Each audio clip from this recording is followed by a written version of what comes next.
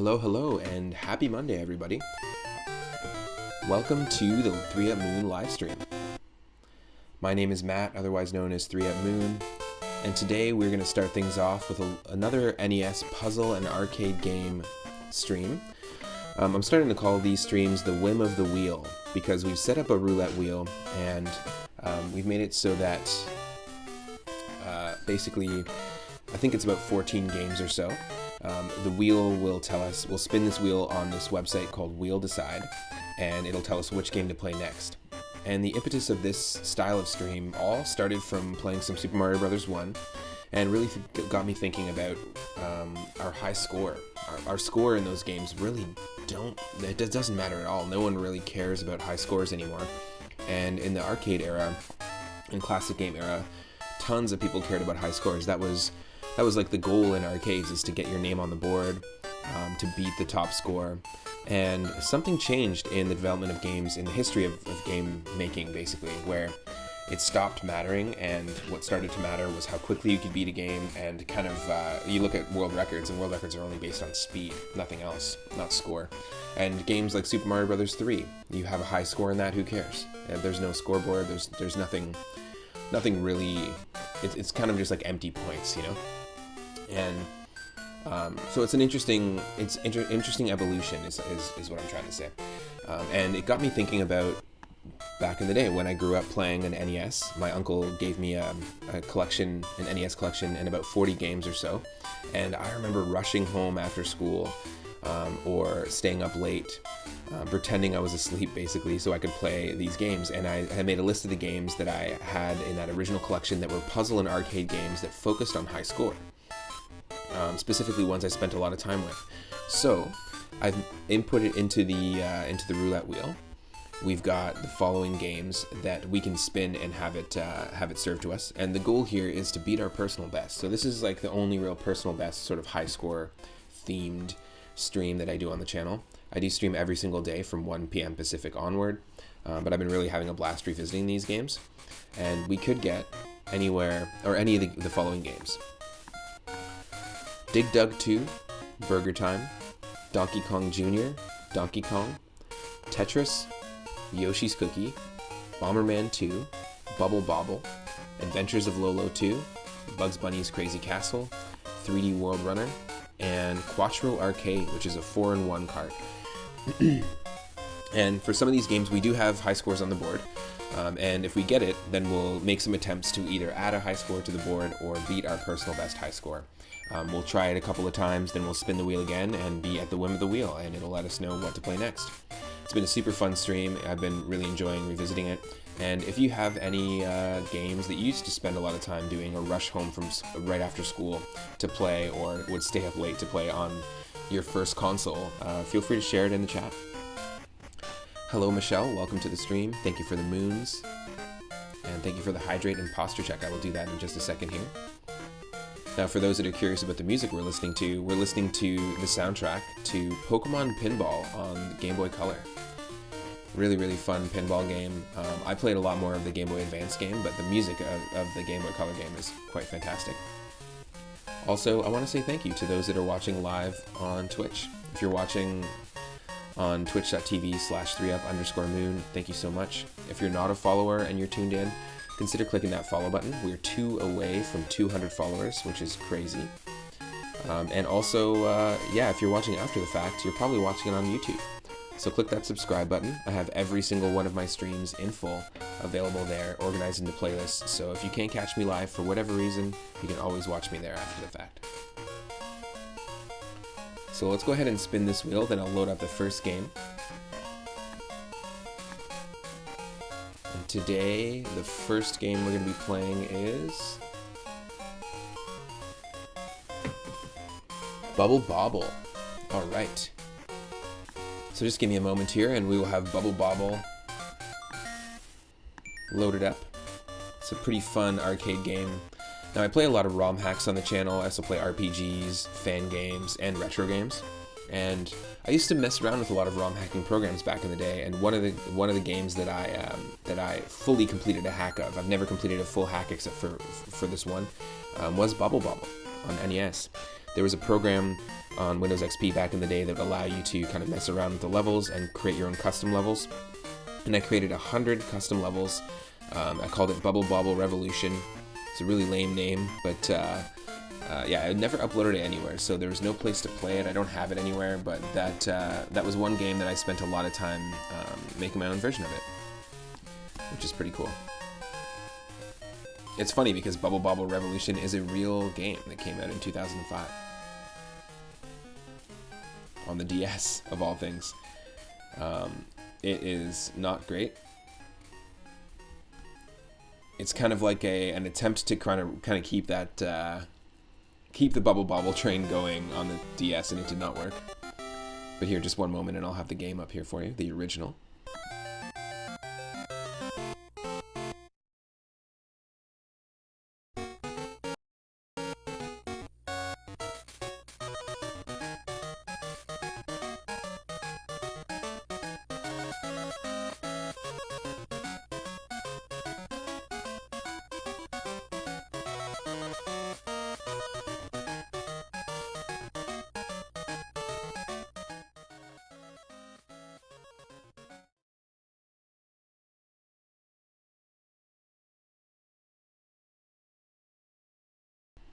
Okay.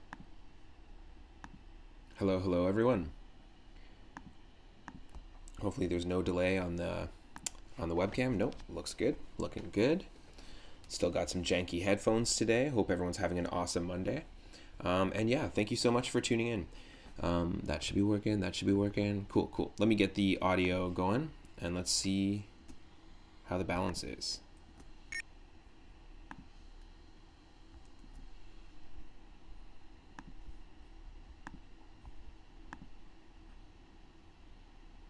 Oh, just a second here. Bubble Bobble by Taito from 1988, same year that in Japan Super Mario Bros. 3 was released.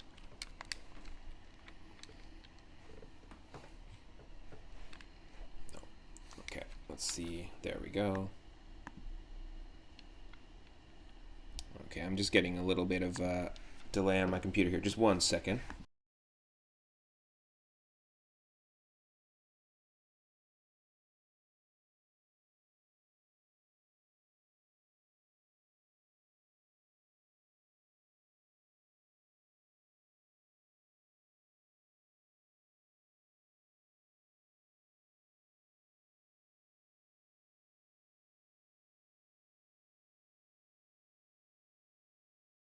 Okay, weird. Not sure why that wasn't working.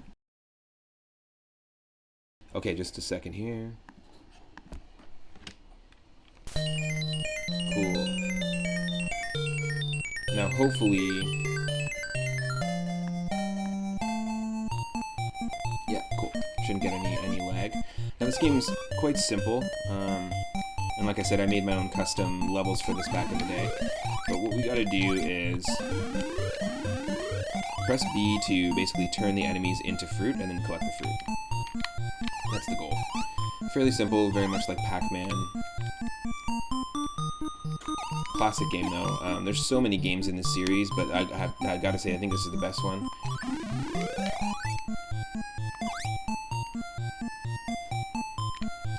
They really put a lot of effort into trying to evolve this series over the years across different consoles, but I'm not sure. Ooh.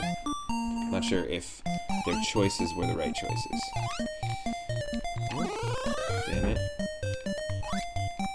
Don't want to lose lives that early in the game.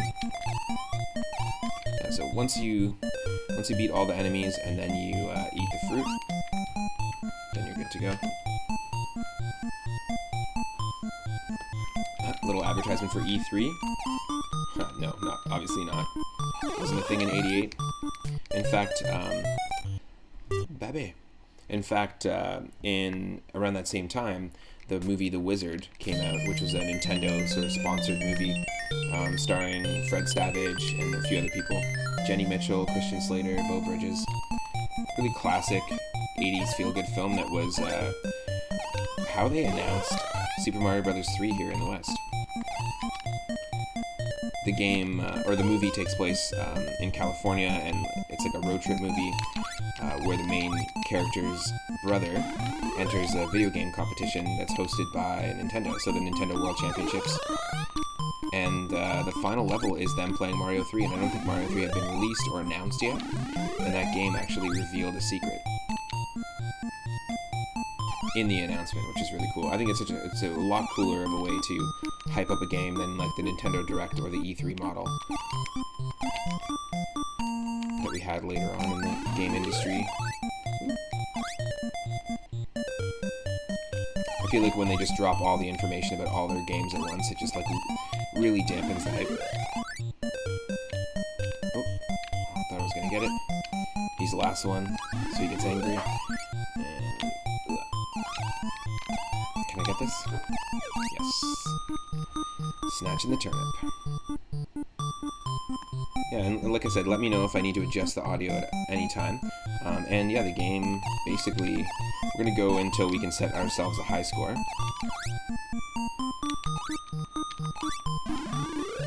And then we'll spin the wheel again and be at the whim of the wheel. I like the idea of letting a wheel decide for us. But these are all games that, like I said, I used to rush home after school to play as a kid. Oh. Dang. Yeah, and you can see how this would be kind of a fun game to make levels for. Great. Gotta start over.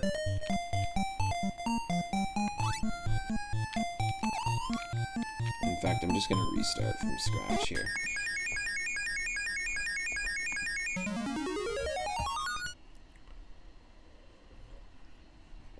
Thank you for the coffee. Good old coffee. Okay, start over. Let's make a journey to the Cave of Monsters. What a simple concept. The beginning of the story is we make a journey to the Cave of Monsters, just to explain why there's enemies, and why each room looks different. It's a cave. It's very weird. I don't know what this crown does, but I'll take it.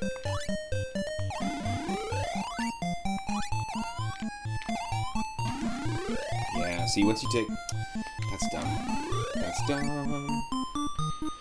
Once you eat the second last enemy, or once the second last enemy is turned into a fruit or a vegetable, the very final enemy on screen is going to double its speed and start attacking you. Ooh, I'll take it.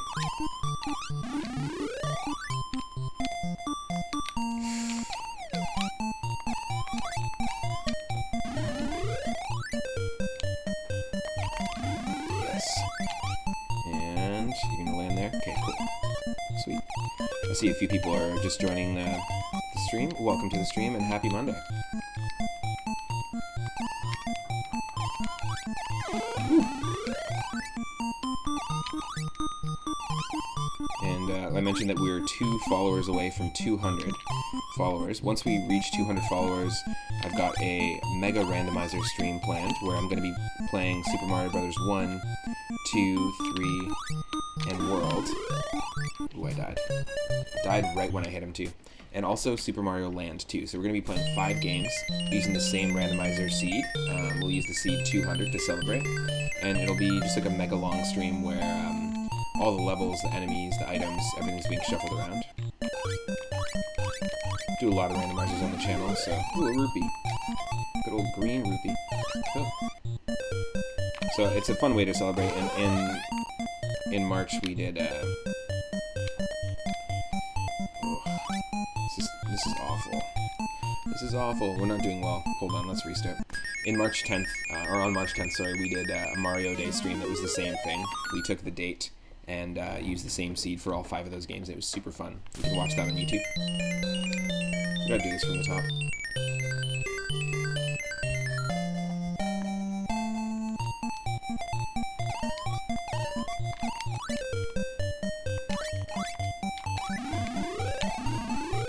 Got a martini.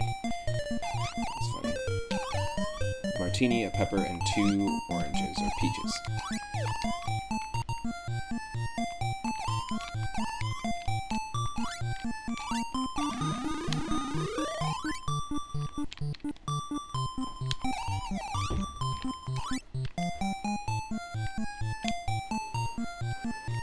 No, that timing.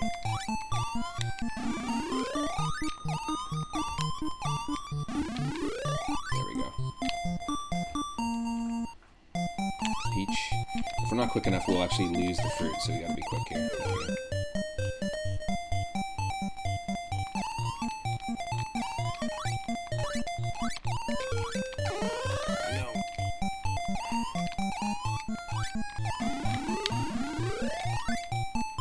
Ooh, yes, please.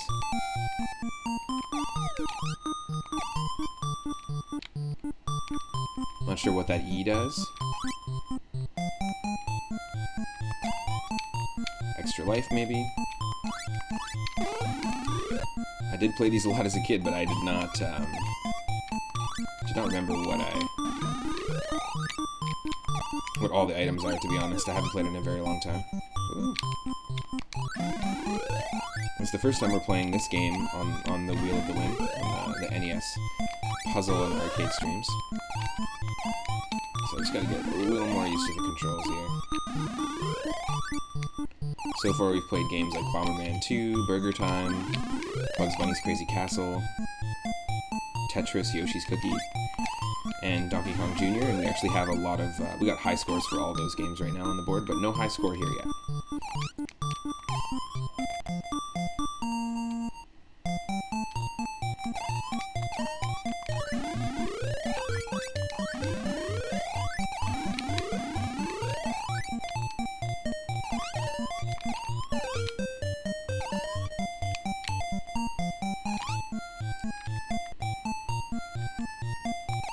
Alright. That's a toughie. There we go. 16,000 points. That's how you get a high score. Except we're gonna lose out on all these. Come on. God damn, we lost the E. Hey, Ring Fit Master.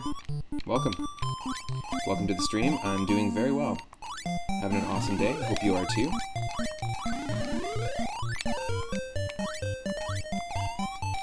Ooh. Take these cakes.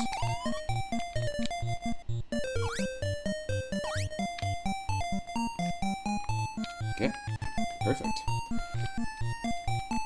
Now this is, I think the third of the fourth NES puzzle and arcade stream we've done, where the roulette wheel we've set up is deciding what game we're playing. So, you know, we're talking about setting a high score, this is the way to do it.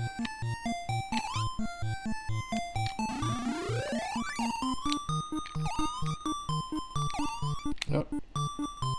Let's just avoid these bubbles. Woo. These characters look like something out of Final Fantasy.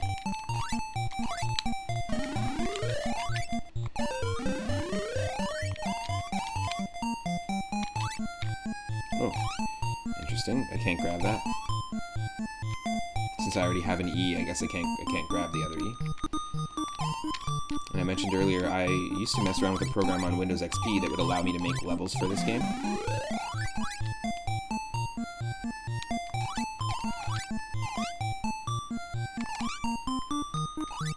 There we go. And it was super fun. I used to mess around with a lot of programs like that, similar to like Lunar Magic. There was a program for Mario Kart, Super Mario Kart, that allowed you to edit the tracks, and it was called Track Edit. Really cool, actually.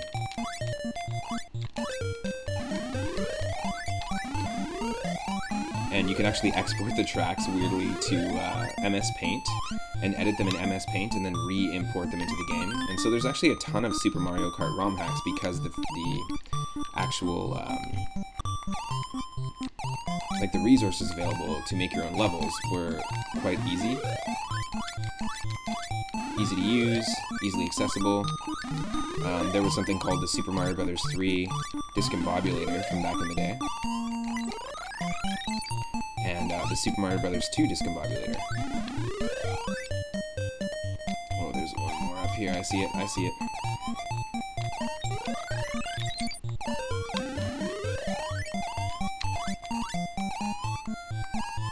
There we go. Or are we supposed to collect? Maybe we're supposed to collect letters. Interesting. Because there's the E in the end. Maybe it's like Kong in Donkey Kong Country. Damn it. Have have I ever played... Oh, I'm glad you're doing good, Ring Fit Master. Have I ever tried Bubble Bobble Symphony on Saturn? No. I actually don't own a Saturn in it. I never knew anyone that had a Saturn. One of the followers, Cellbake Streams, has actually been modding a Saturn for one of his friends. He does all sorts of console mods. And he's been talking about how he just modded his Saturn, but no. And I was mentioning earlier in the beginning of the stream that this game, this series, has been continued on a lot of different consoles. Taito has really kept it up and tried to keep this as an ongoing series. Oh, this is tough.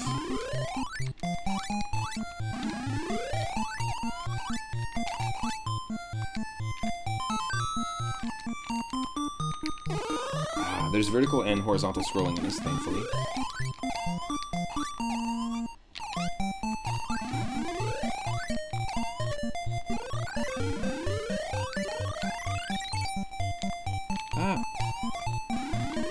I'd be interested in trying out some other versions of Bubble Bobble, but the one I played the most was this, and yeah, it's tough. Wow. Okay, well that's our high score there. We've got 122,560. So we haven't got a high score in this game yet until now. So that's our personal best, and we'll try to beat it. We'll do a couple more attempts here. Try to beat that personal best. Ring Fit Master, what makes Bubble Bobble Symphony on Sega Saturn stand out to you? The levels, the gameplay. Because I know that when they make new versions of Bubble Bobble, there's versions on the DS, Game Boy Advance, pretty much all the consoles. There's been an attempt to make a version of this, or to continue this series, basically. But I haven't played many of them. Ooh, I should get a Saturn someday. There are a ton of awesome arcade games, fighting games, space shooters, and puzzle games. Oh, nice. Super into puzzle games, and I do love retro games as well, like arcade style. And so what Cellbake Streams, one of our followers, and also a fellow streamer, is doing is he's modding a Sega Saturn to work a little more like a modern console. So it's going to have a wireless controller, and it'll have a hard drive instead of a disk drive, which is kind of cool.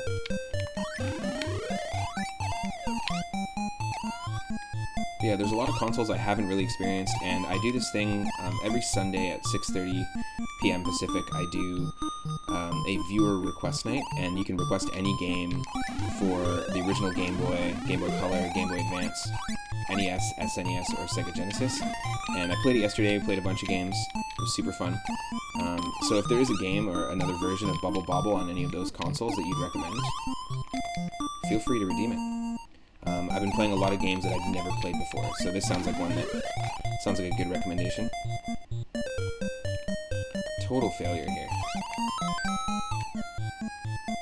Ah, dead. Gotta get used to the fall speed, because it's quite slow. Shoot. Okay, let's restart. Let's start from fresh. Fresh.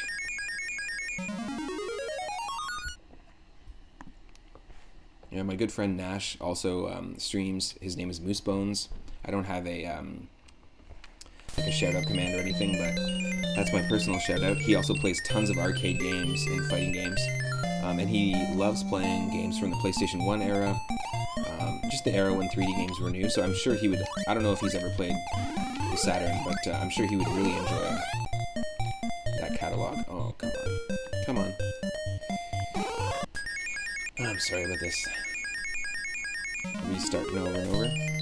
Let's go, let's go.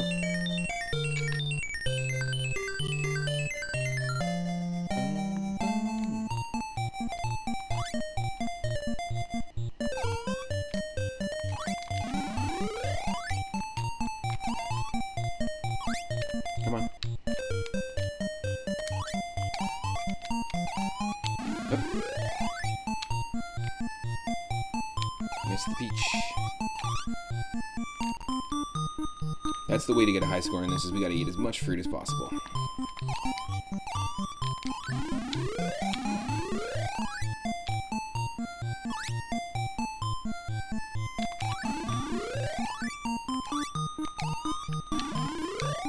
Mm-hmm.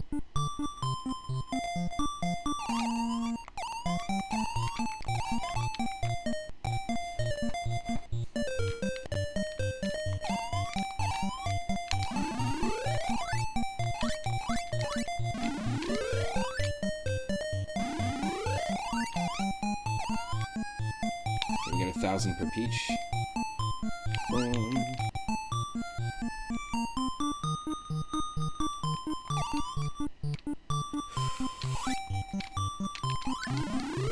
Ah, damn.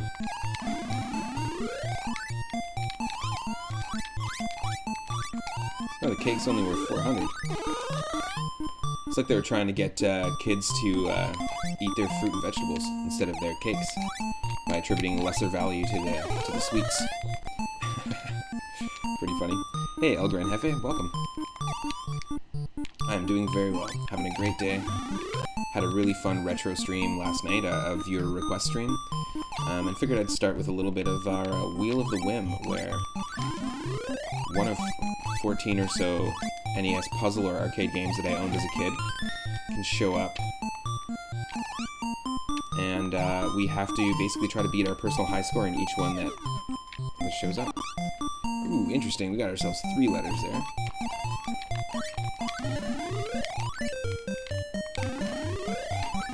Ah, shoot. Missed the crown.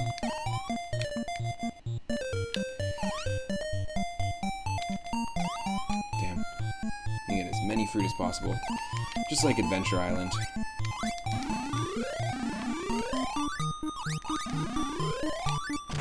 Yeah, alcohol is only worth...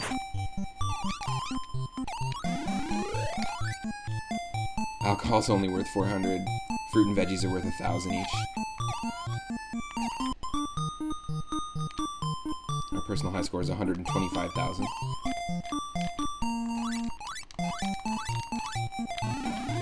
Yes. 8,000.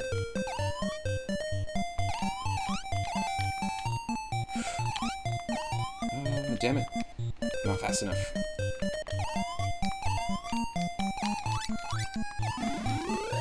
Shoot.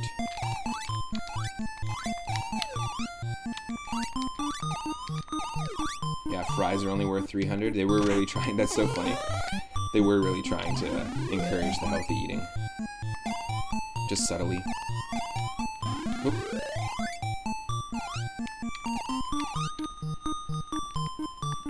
Okay, we're at 84,000. Can we pause this? Because just 1 second here. Okay, cool. It is paused. I'm just going to catch up on the chat and also refresh my old stream manager because for some reason it's not showing me the chat in real time.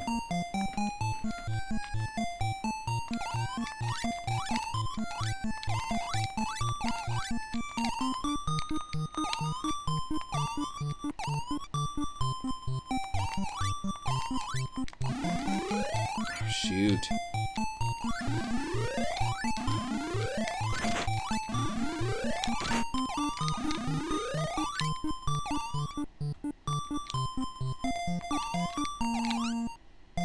No, so you can't fall through these platforms. This is really tricky when they try to draw pixel art with it. Oop. Shoot. We died. We're like dead. Okay, never mind. My sprite just disappeared. No, we died. That's what I thought. We did. Okay, well, we'll start over. 92,000 though, that's pretty close. We got 125,000 last time.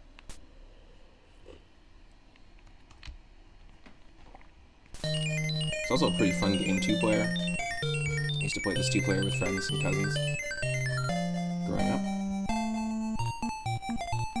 So again, it's just going to take a second. I will 100% catch up with the chat as soon as my computer decides to load the chat.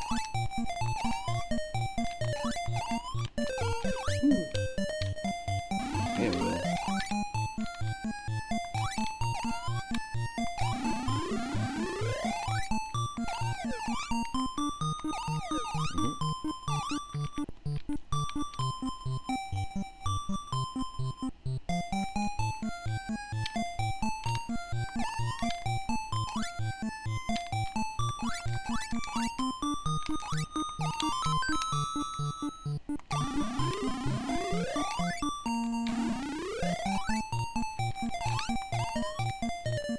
are worth 2,000. That's perfect. So we'll do a few more attempts here, and then we'll spin that wheel again and see what we get. We can play any game. We can end up playing Bomberman 2, Adventures of Lolo 2, Dig Dug 2, which is a classic. Gotta love computers in 2021. It's a MacBook, and it sometimes just takes a little bit. Let's see. Let me just catch up with the chat here, because I should be able to see this in real time. It's the one thing I should be able to see in real time. Just 1 second here.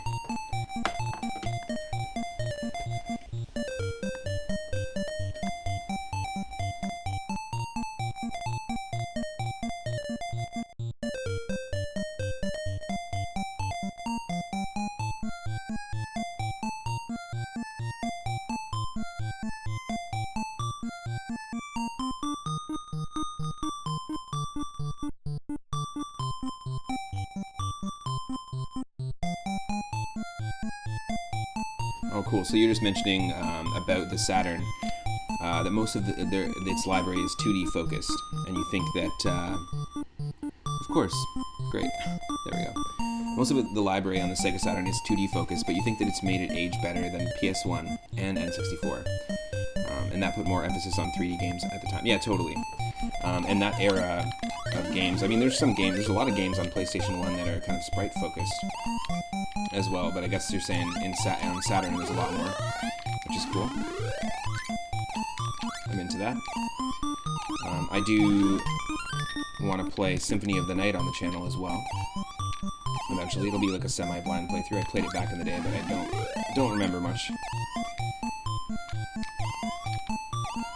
Ooh, so close. Can we get these peaches? One of them.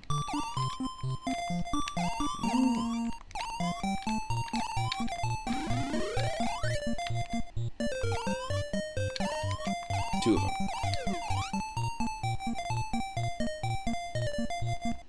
There we go. Okay, so I should get a little bit less lag going on. Thanks for the hearts, Michelle. Ah, kill me! Start over. Damn save states.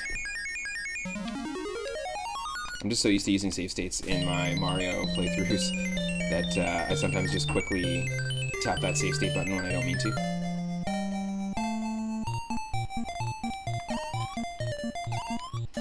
I've been really enjoying visiting a lot of those games from the era when 3D was kind of new and fresh. Been playing Pokemon Stadium 2. We actually randomized that game and just beat the Stadium mode yesterday.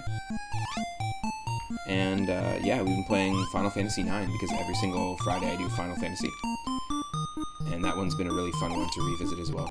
I love the textures. The textures are kind of like pixel art almost in a way, and there's a certain real charm to that, the original version of that game.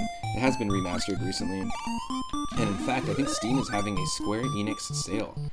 90% off on most games, which is huge. Most of the like Final Fantasy remasters or remakes are on sale right now, which is pretty cool. There we go, 13,000. Once we beat 9, we're going to dive into the advanced version of Final Fantasy V, which to me is one of my favorite games in that whole series. Ooh, ooh, ooh. Don't want it.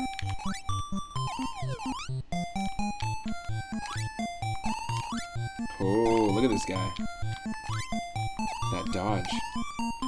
Blame Sony for that. In 1998, Sony made it a rule that publishers weren't allowed to make 2D games. Oh, wow. Very few exceptions were allowed. Crazy. It was the future.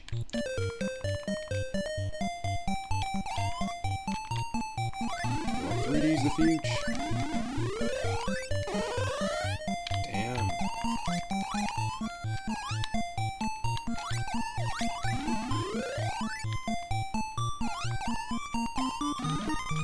Yes. Yeah, we need to get these points. Not fast enough. Nope, that's okay.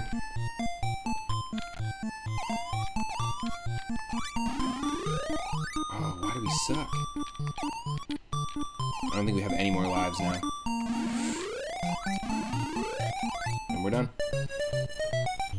Oh. Okay, we'll do one more. One more attempt. And we'll spin that wheel. And we might get Bubble Bobble again. We might get another game that we played.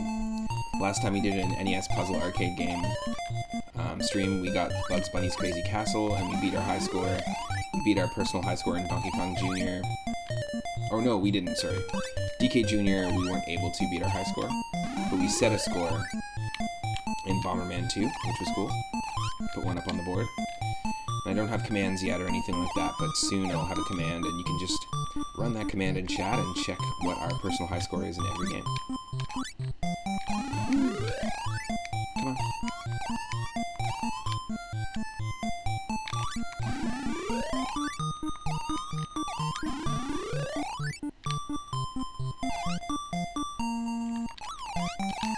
Oh, dang. That's awful. I guess they only wanted publishers on the PlayStation 1 to have 3D games to make the PlayStation 1 look cutting edge. You must say it worked because PlayStation 1 sold over 100 million copies, yeah. Well, there's that. People wanted the future.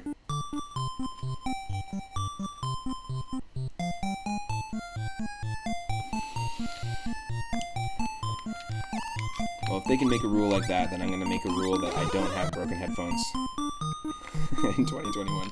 Headphones are taped up right now, so I'm going to be getting some new ones shortly.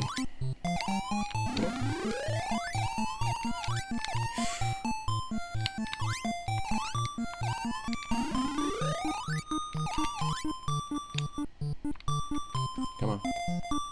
Get up here.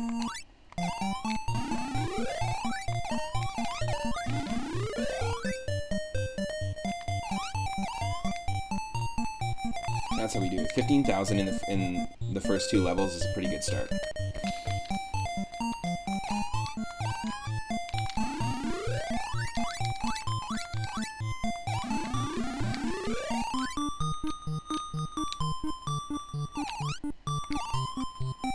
Yes. Headphones are banned. Broken headphones are banned. With very few exceptions.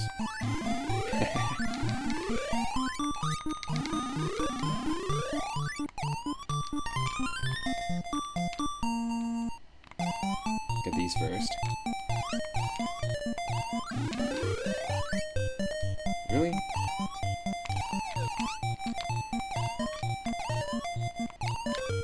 Ah. There we go. Nice. Ooh.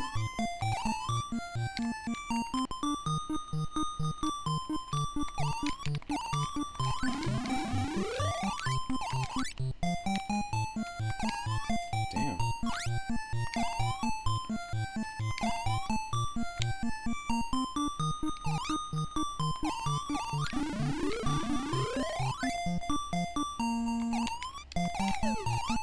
Yes.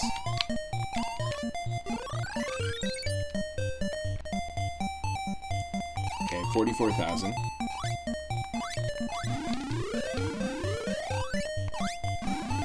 Okay, we got the green pendant. We can go back to the hospital. We got a check there. No, I'm kidding. We're not playing Link to the Past.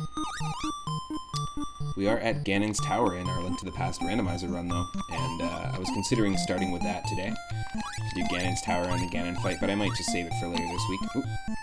And we'll have beat our very first...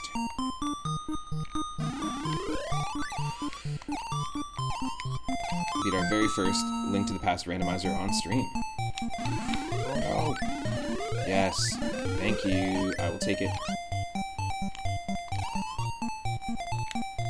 Broken headphones make sense. To the fire of the underground they must go. One simply can't just walk into Mordor. Get rid of their headphones. Oh my god. We only have...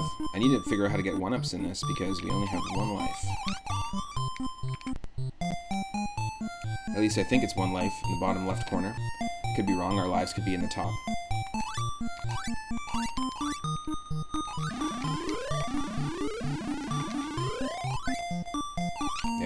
how we do it.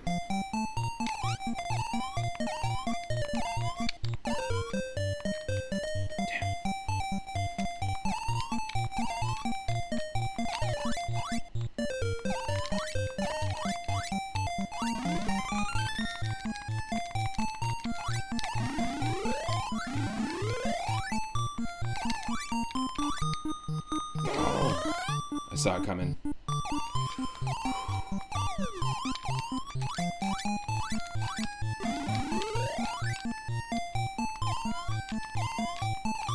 Made the right choice. We are very close to beating our personal best high score in this. I like this Space Invaders theme level, but it's tough.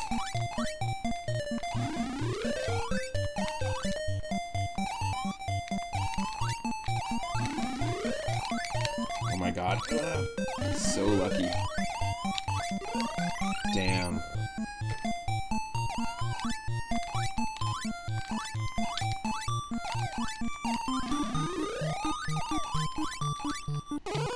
No.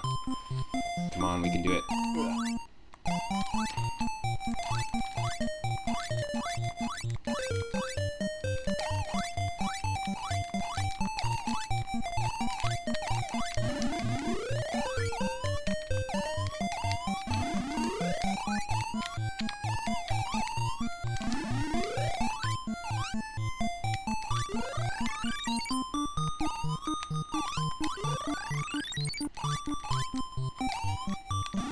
Yes.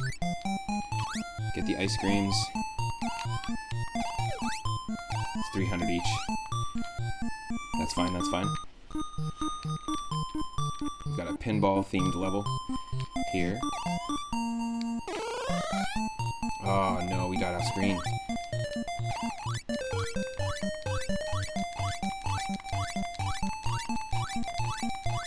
Oh my god.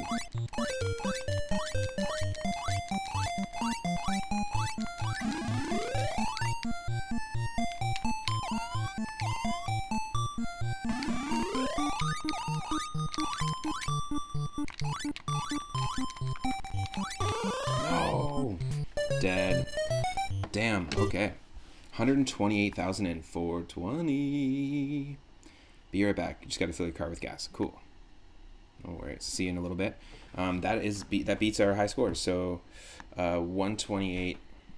We were at 122,560 before, and we just beat it, just barely, 128,420. And I feel like that seems like the right number to just leave it at, and then we'll spin the wheel, and we'll get another game. So let me just go ahead and do that, and play a little bit of Pokemon pinball music while we do so. Now, for anyone just joining, there's a chance that we can get on this roulette wheel. Basically, all these games on the roulette wheel that I've added are puzzle games and arcade games that I owned in my original NES collection that I got from my uncle. My uncle collected games, and he gave me his NES around when the Nintendo 64 came out, actually, and I got instantly hooked to these retro games. So I was lucky enough to be able to play some of these rarities and have them as a kid. So the games that we could potentially get are Dig Dug 2, Burger Time, Donkey Kong Jr., Donkey Kong, Tetris, Yoshi's Cookie, Bomberman 2, Bubble Bobble, Adventures of Lolo 2, Bugs Bunny's Crazy Castle, 3D World Runner, and Quattro Arcade, which was a 4-in-1 arcade cart. So there's a chance we can get any one of those. So we'll go ahead and spin the wheel and see what we're going to get. I don't have a way to display the wheel on screen, but I just use a program called, or a website called Wheel Decide. Spelt exactly how you think it's spelled.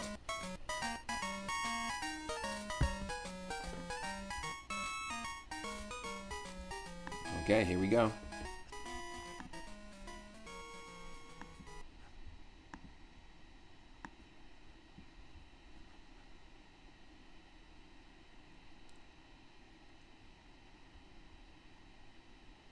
And what's it going to serve us? A game we've played before on this series, on the Whim of the Wheel, or a game we haven't played yet? Okay, awesome. It's going to give us Dig Dug 2. Now, I used to play Dig Dug because there was an arcade cabinet. I didn't really visit a lot of arcades as a kid, but my extended family had like a cottage a little outside of our hometown, by the water, and there was like a sort of community center building on the boardwalk there that had a couple of consoles. Or a couple of arcade machines. There was a Simpsons arcade machine. There was Dig Dug. There was the original Donkey Kong, and then there was Teenage Mutant Ninja Turtles in Time. And so I played a lot of the Dig Dug arcade game. And today there's actually an arcade in my current town called Quasars that has a Dig Dug machine, like a cabinet, and also a Burger Time cabinet. Another game I spent a lot of time with. Dig Dug 2 is what my uncle happened to have in that collection, so I spent a lot of time with that one. So let me just load it up and get that going.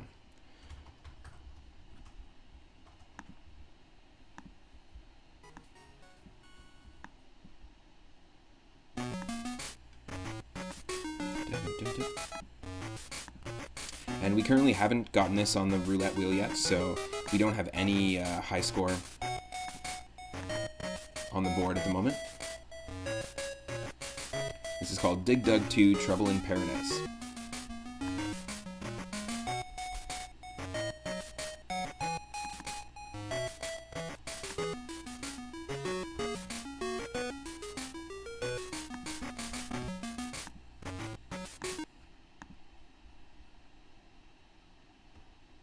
Just a second here.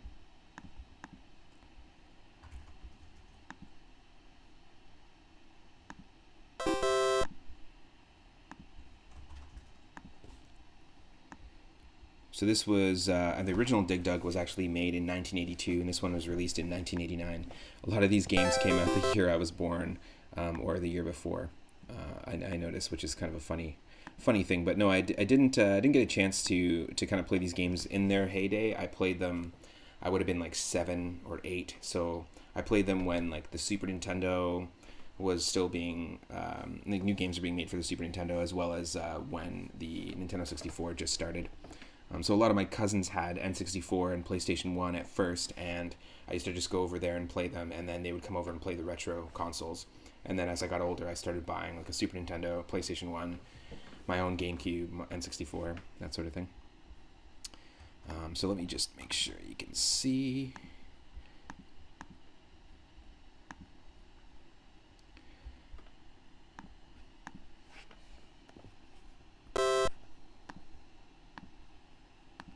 There we go. Dig Dug 2. There's that 1 up, there's that 2 up on the top, and then you got 3 up in the top right corner. Alright, so this game was a little different than the very first one. They tried to kind of advance the series a little bit. In fact, before I do this, I need to, of course, update my stream info. Just a second here.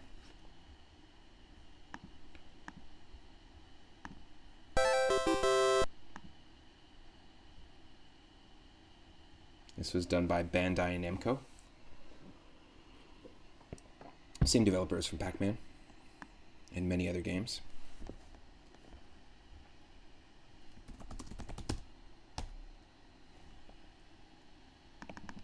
Let's just see, is there a Dig Dug 2 category on Twitch, or are we just going to be rocking that retro?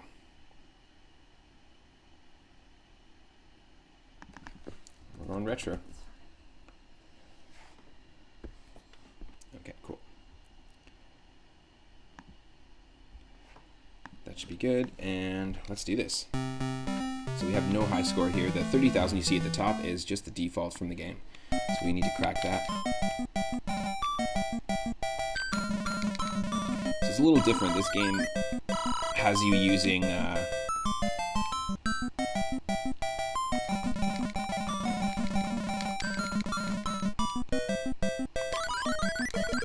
so you can do the classic blow up, but you can also do stuff like this. No, you can't.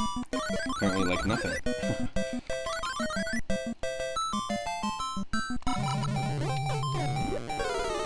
Damn, it's really tricky. So you can actually like use a what do you call it, jackhammer to like destroy the land strategically. It doesn't always help though.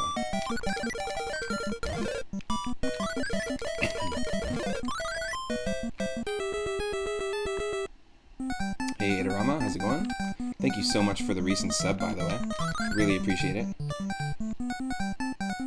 Now, there's not a lot of digging or dugging going on. There's a lot of blowing up, and there's a lot of jackhammering. This should be called Blowjack 2. Blowjack Horseman.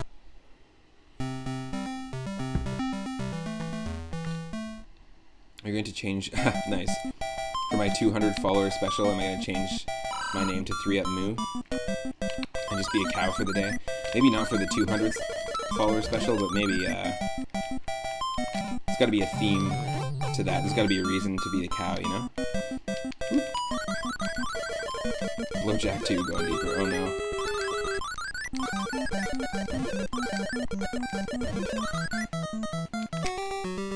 Yeah, so you don't really want to clear the platform, or like the land that you're standing on.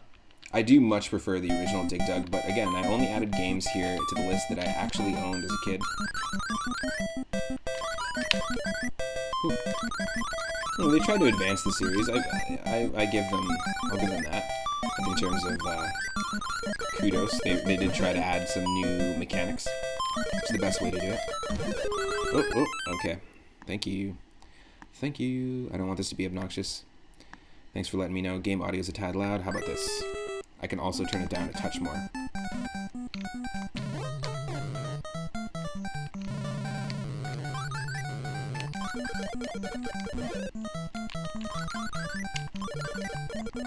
Bam! Bam, bam, bam. Cool. We don't have a lot of lives right now. Yeah, it was nice to be able to play some Bubble Bobble. Like I said, I made my own levels for that game back in the day. Nice, refreshing, really fun game. If you like arcade-style games, dig into it, no pun intended. Because again, we're not doing any, literally no pun intended, there's no digging in this game whatsoever.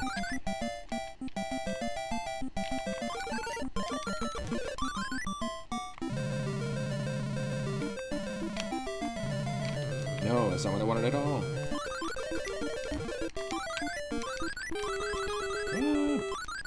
Thanks, Lenny. Good old Lenny thumbs up. Ah.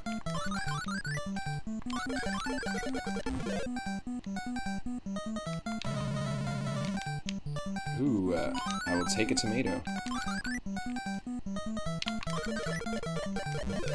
I like that the things we're blowing up also look like tomatoes with goggles on them.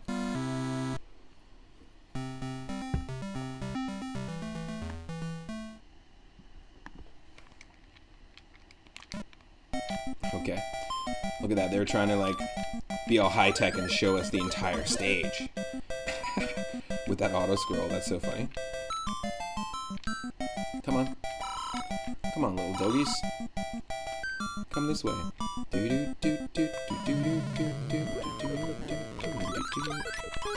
No, we got roasted. Roasted by the dragon.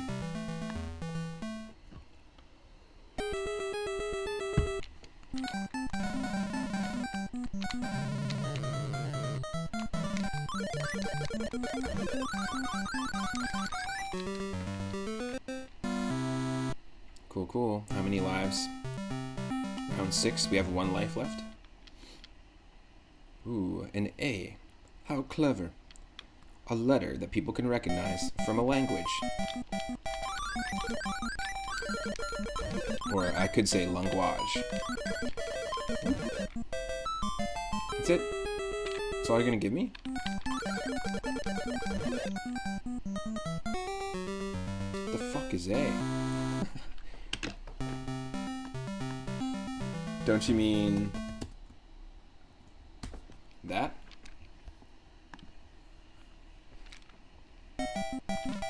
Oh, there was a B. I get it. Is this gonna be like Bandai? Or is this an M and it was Namco? That's stupid. Shoot. Okay. 12,000. So I'm not going to count this as a high score. Like, basically, yes, this is the highest score we've gotten in the game on stream so far, 12,100, but we have to crack that default high score. So we've played Burger Time a couple of times, and we still haven't been able to crack that high score. I'm pretty sure, what do we got for that? Burger Time, yeah, we don't have a high score on the board, but Donkey Kong Jr., which is a similar arcade-style game, we have 52,800. and that definitely cracked the default high score. So I want to be able to at least beat like what they have set default here. Oh, you're right. I believe you got me there, Itarama. The A in deflect was not a capital A. Go back to round 1 again. Completely different symbol if you don't know the alphabet. It's true.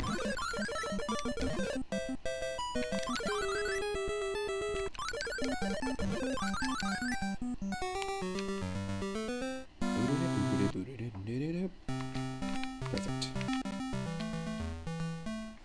1 second here.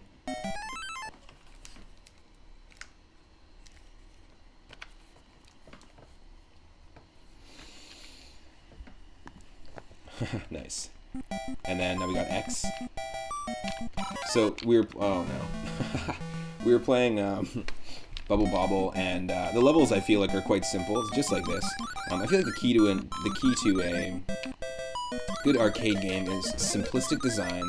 I mean, if you think about it, we only have the B and the A button, right? So simplistic design, make it feel like if I make a mistake as a player, that it's my fault. And yeah, simple levels, you know? There's something about this that just works really well, and I mean, so many mobile games could take some great influence from these retro games, and I'm sure lots of them do. It's a shame that mobile games are just kind of filled with crap and oversaturated at this point. But if you're a game developer, going back to basics is key. It's the thing that people want. People are wanting to go back to basics with a lot of things. Their vinyl, their music, books. Films are just, we're oversaturated with so many, like, ridiculously over CG films. So it's nice to go back and re-experience the simple games that were built with such limitations back in the day. But people played for hours. I played this game for hours. I remember spending so much time on this. Doesn't Bubble Bobble 2 also have a drastic gameplay change from the first? Yeah, so Itarama, that's what I was kind of mentioning when I was playing it, is that series has been going on for a while. There's so many versions of the Bubble Bobble series, like so many games in that series across all different consoles. Ring Fit Master chimed in and was talking about Bubble Bobble Symphony, which is for the Sega Saturn. I know there's a game called Bubble Bobble Revolution on the DS, which was god-awful. I believe the third one eventually changed its name to be Rainbow Islands, and there's a handful in that series. They really tried to like advance and improve upon the series, but I don't think they did a great job in a lot of them. A lot of them are just, they feel like almost rushed, and they did try to change the gameplay. For me, the best one in feel is the first one. Yeah, there's so many. And I had mentioned I made a ROM hack of the original NES Bubble Bobble back in the day. I never released it anywhere. But it was also called Bubble Bobble Revolution. I remember finding out they were doing a DS version after I finished my hack. And was like, great. I actually was inspired by the fact that the Nintendo Wii had its code name as the Nintendo Revolution back in the day, which would have been a cooler name. And then what, the Wii U would have been called the Revolution? I know arcade games, but not usually the continued franchises from them. Yeah, totally. Well, I mean, as they, you know, as people stopped going to arcades, these companies still had these IPs they needed to kind of, I don't want to say milk, but they needed to, you know, advance and kind of bring into a more modern age. And sometimes when they make attempts to change gameplay, it really works, and sometimes it doesn't. I think this one works. It certainly doesn't feel anything like the first Dig Dug.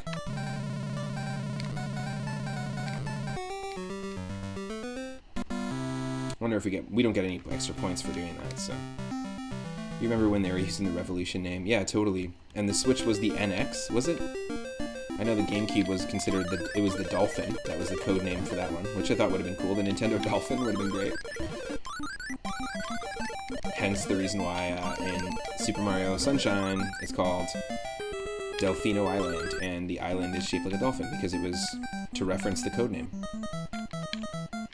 Ooh, I think the Wii U was the NX, yeah. Ah.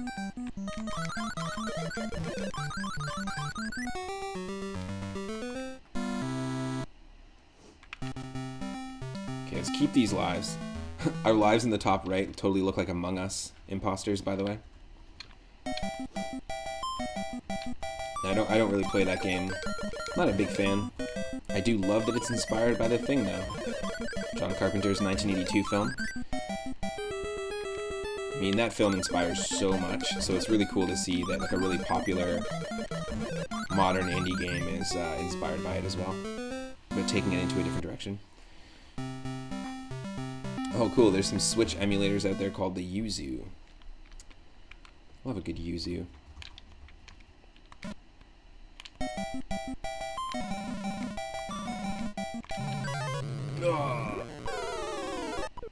Squanch squanch. Very similar to how Pac-Man dies, the sound effect in Pac-Man, but it is the same company, so. Bye-bye. Did I get that 1,000, or did I have to go grab it? Yeah, I did. Nice.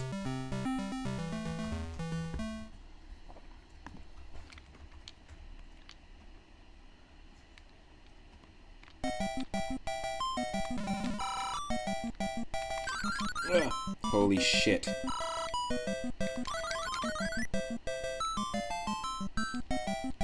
N for no. Ugh. Damn it. That's the thing with this, is as soon as you start pumping up one enemy, the enemy, like, you stop, right? Oh yeah, it left a J shape after destroying part of the A. Come this way. Also, I want to say thank you to Queen of Ocelots for raiding me twice yesterday. I know that the second time you raided me, I was not online. I saw the raid happen when I was working on my YouTube channel, uploading new videos and streams to the YouTube channel. But I really appreciate it. I know you've been playing Ocarina of Time, and you were at Ganondorf, so I hope that you were able to beat... Oh no, I hope you were able to beat that game. Kill me... Kill me... That's awful. I kind of just want to start over here. I know we're in round 6, but nope. I screwed up. I screwed up. I screwed up. I screwed up.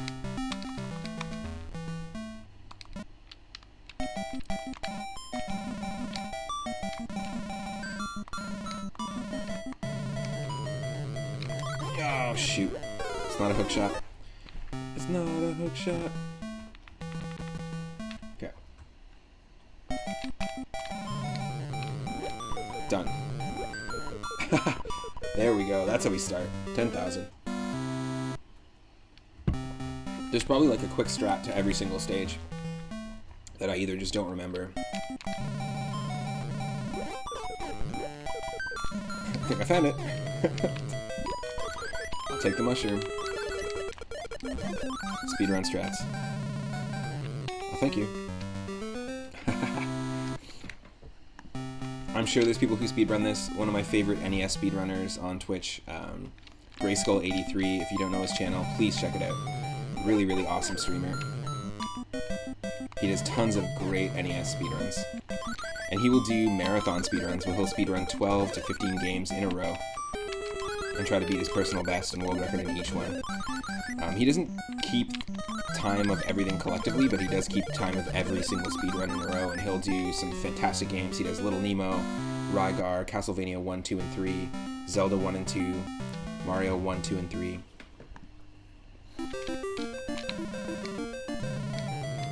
Contra. Ah! I tried. Tried for the speedrun strat.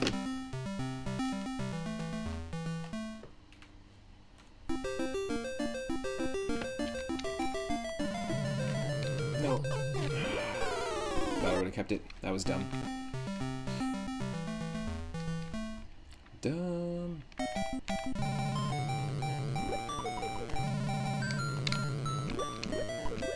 Done. There we go. Just didn't jack that hole quickly enough. You gotta jack that hole real fast, you know?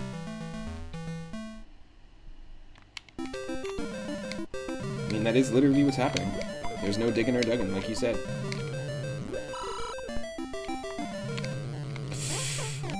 God damn. So you have no... It's hard to anticipate, like, what side of the land is gonna fall into the water. And you don't move really fast in this game, so... It's really tough. Yeah, I think we screwed ourselves here. Because your jack work is remembered every time you start over.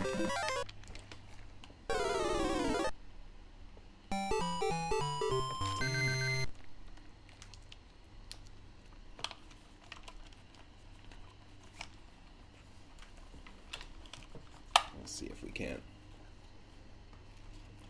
Maybe that'll work. Yeah, my headphones are just super jank right now.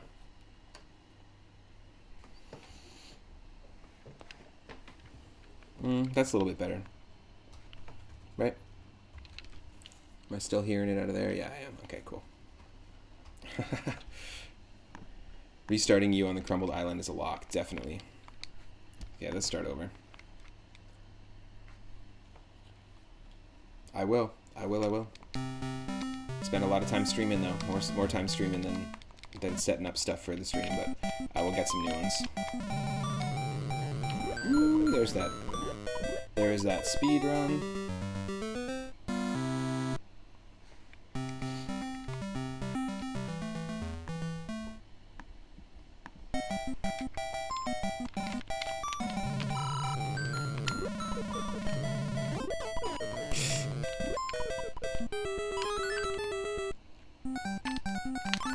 Oh no, I was looking up. Here's looking up. Oh, we're switching again.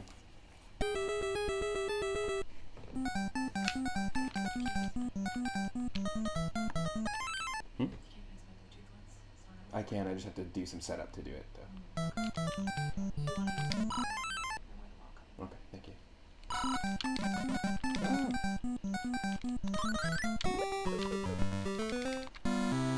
Yeah, it was yesterday. My the cable basically, like the cable holding this ear section, came loose.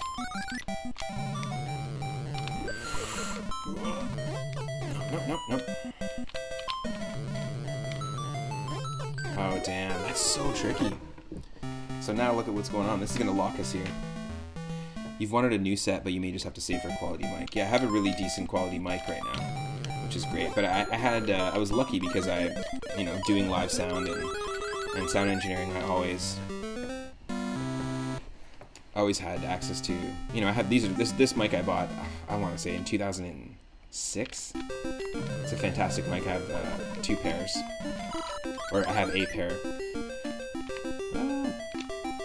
Yeah, the one enemy totally just gave up. Pulled a lemming. If you look into the history of actual lemmings, though, they don't actually jump off cliffs. It's actually quite sad. We can thank Disney for changing that and creating that myth. That's the reason why the Lemmings game has you lead them off cliffs and killing them. Or avoiding them from, collecting them so that they don't die, basically. But unfortunately, there was a produced documentary by Disney where the filmmakers actually just to create a story and create a myth, forced a bunch of lemmings off of a cliff. And it just became like popular culture. It became ingrained in like popular culture knowledge. It's kind of shitty. You've never had a need for a mic before, but you have a decent Sennheiser headset. Oh, nice. It's old and uncomfortable. You know what? My old one was a Sennheiser as well. When I was in school, my school convinced me that Sennheiser was the way to go for headsets, and it lasted a decent amount of time. Let's get digged, and let's get dugged. Oh.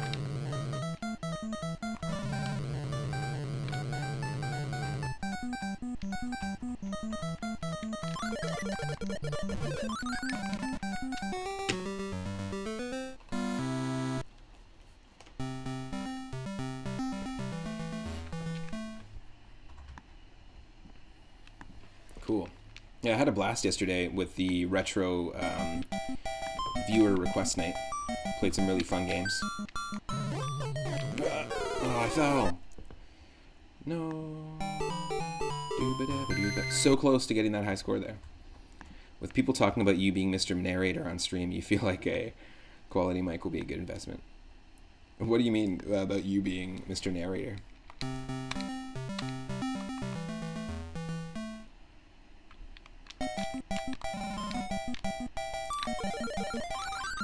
Oh, god damn it. What a way to not do this. Okay, let's keep going until we get at least a high score on the board. We can do this. We were super close.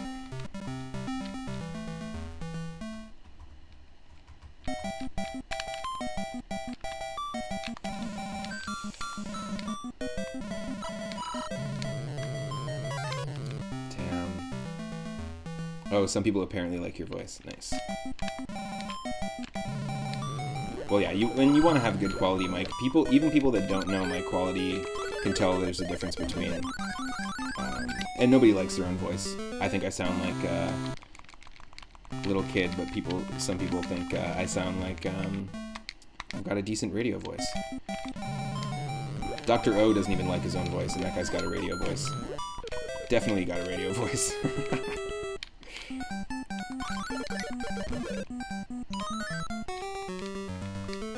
I hate this game. Like, it doesn't matter what you're saying, it just sounds like it's like a radio ad or something. Okay, cool. We're almost halfway there. Let's do this. Get round 3'd over here. Whoa. We got a raid. Wow, thank you so much. Thank you so much for the raid. Much appreciated.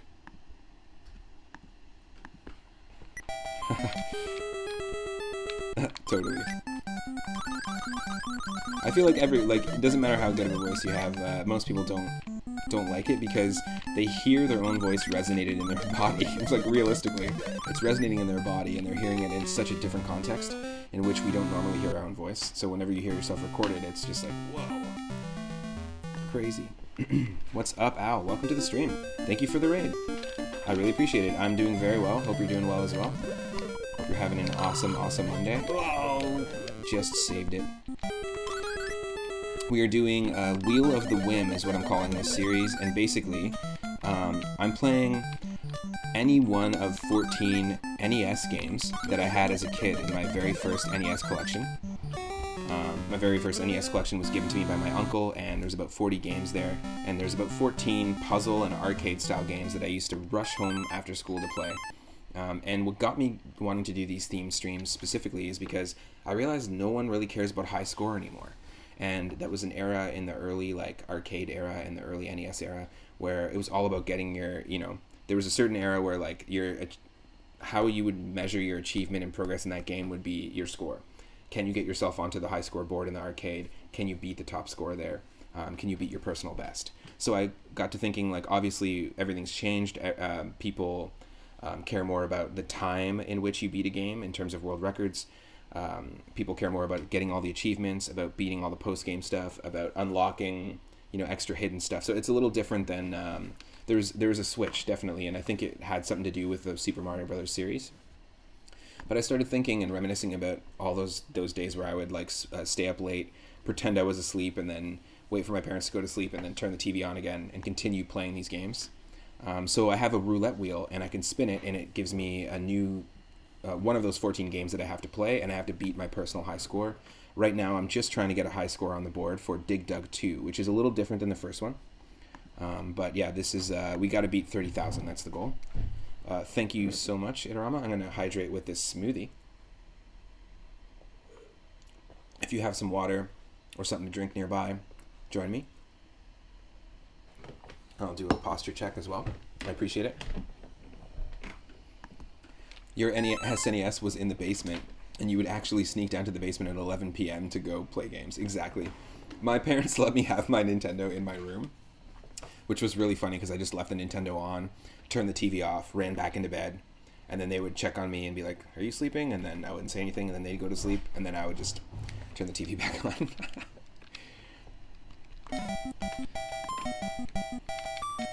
Pretty funny. But yeah, so there's no digging or dugging in this game at all. There is jackhammering, and you can kill enemies the same way as in the first one, but you don't ever go underground, it doesn't seem. I tried to change it up just a little bit. It's called Dig Dug 2 Trouble in Paradise, and I believe it's from 1988. Or 87. Oh. Ah. Oh my god. No. Come on, we're so close. 19,000. Eventually you were able to put the old TV in your room and hook up consoles. You had to move that old wood frame monster upstairs to your room to be able to use it. Nice. It's spent a lot of time me and my cousin would hang out at his grandma's house sometimes and have just weekends where we just do sleepovers and have a few games that we'd rent from the local video store. Spend a lot of time playing NES and specifically Super Mario World and Paper Mario on his N64 on one of those old TVs that you didn't have a remote. You had to just you had to go up to the clicker basically. It's pretty sweet. And we actually spent more money renting Paper Mario like 5 or 6 times just to try to beat it, to keep it going, than the actual cost of the game, than the cost that it would be to buy it. So, you know, we were sold, so to speak. I'm actually shocked that we got the Paper Mario to work on that TV. The N64.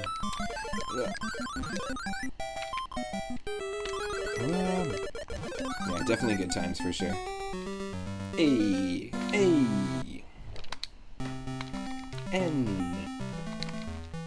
is next. Yep.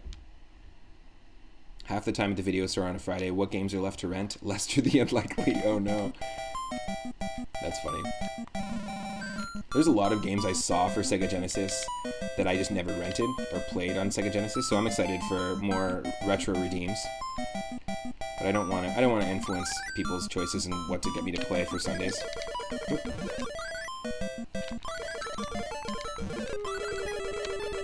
Oh no, oh my god. That was so close. Yeah, only need 2 more followers for 200. That is right. Anyone who's not following, click that follow button. And I've got a celebratory 200 follower stream, a mega randomizer stream planned. We're going to be rocking some Mario 1, 2, 3, Mario World, Mario Land 2. 5 games, all using the same randomization seed.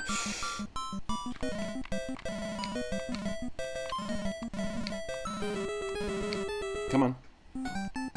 Oh, that time. I don't have enough time.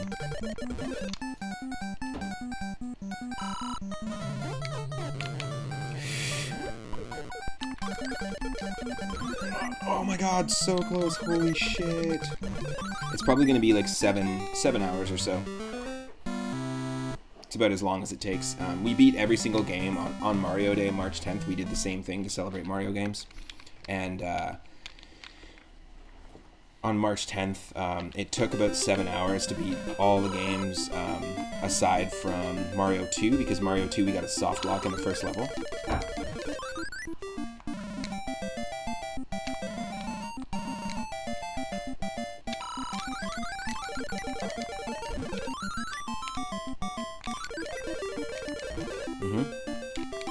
Get digged, get dugged. Hey. Ah. Have a great one. Say hey to your parents for me. Michelle's just hanging out. She's gonna go to her parents' house. Get a little work done. Michelle builds amps with her father. Custom guitar amps, vintage guitar amps. Been doing it for 10 years. Really, really cool stuff. If you're a guitar player at all, go check out butterfieldamps.ca.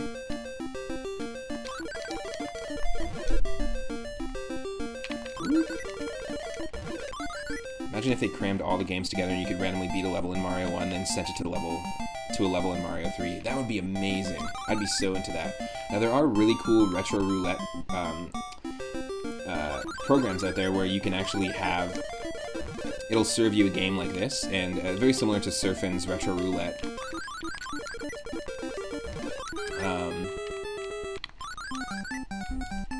Streams, but basically... hold on a second. You basically, like, imagine we're playing this game here, and then in the bottom corner you would see a timer. All of a sudden it would say, like, 1 minute, and you'd know you have a minute left, and then it would just send you to a new game. And it remembers where you left off, so if it sends you back to Dig Dug 2, it would continue right here. Which is insane. I've seen some people do that on stream, and it's just nuts. Oh my god. Done. Done, done, done. Look how close we were. Okay, we got to round 8. We have to get probably to round 10 to beat this high score. That's my guess. Oh, hold on. I'm actually just going to quickly see if I can... Okay, cool. Just 1 second.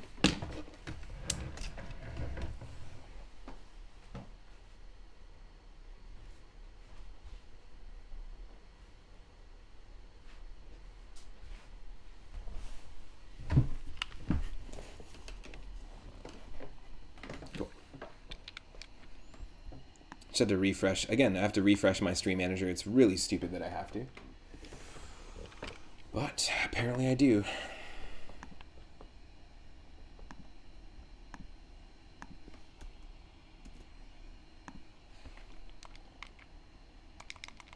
Oh, come on. Resume game. Okay, come on. One more attempt, then we'll spin that wheel. But I think we can do it. Oh! Come on, we need that speedrun strat in the beginning. Nope. So dumb. So dumb, so dumb, so dumb, so dumb, so dumb. Yes. It just gives us this, that's why. 10,000 points.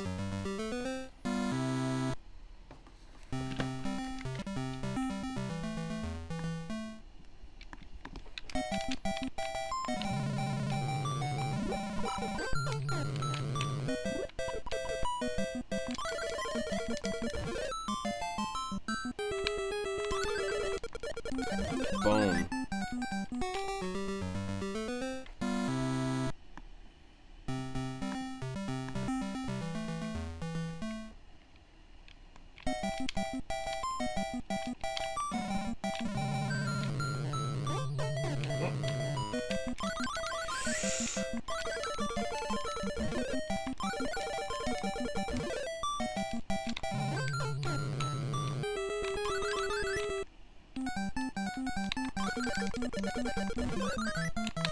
Holy crap. That's tight. Like, really tight.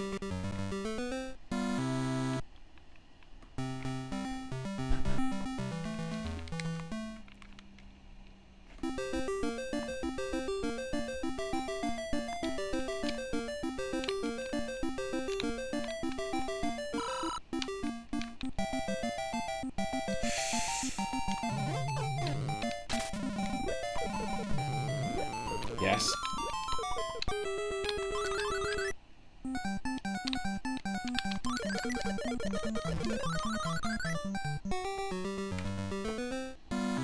Yeah, an auto switch setup. It's really cool. People talk about violence in video games today, and apparently never saw this protagonist stick a bike pump hose in the jugular of a dragon and pumped it up till it exploded. Yep. No one cares about dragons. George Bush doesn't care about dragons. It's absolutely ridiculous. It's true, but honestly, you know what's so funny is that we're so desensitized with blood now in games. Like, you look at games like Nightmare Reaper, and just no game back in the day had any blood. So, like, you can really see how games like Mortal Kombat would have just shaken up the entire industry. Like, it's quite, like, it's understandable why it really caused so much controversy at the time. Just because there was no blood here, then it's totally fine. It's kind of like how in Kill Bill they just got away with adding more blood to the film by just making some of the scenes that were a little too graphic black and white. Oh, it's a different color. It's totally fine. It's a little bit weird. Same with At World's End, or The World's End, I think is what it was called. The third in the Cornetto trilogy by Edgar Wright. Like Shaun of the Dead, Hot Fuzz, and At World's End. At World's End was pretty awful. But they got away with a lot more, like, gratuitous violence because the people that they were fighting were not zombies. They were dealing with, like, robots, and the blood was blue, and they looked more like dolls, like automatons. So it was like, yep, totally fine to do that, because then it just removes that humanity aspect from it. It doesn't connect it to the violence, but it's pretty funny, some of the workarounds that filmmakers, media makers did. Yes and no. There was plenty of violence elsewhere, but video games were associated with children, then it became wrong. Totally. That's true.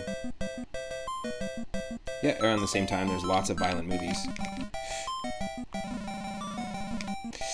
Holy shit. Holy shit. Ah. We're so close. We're so close.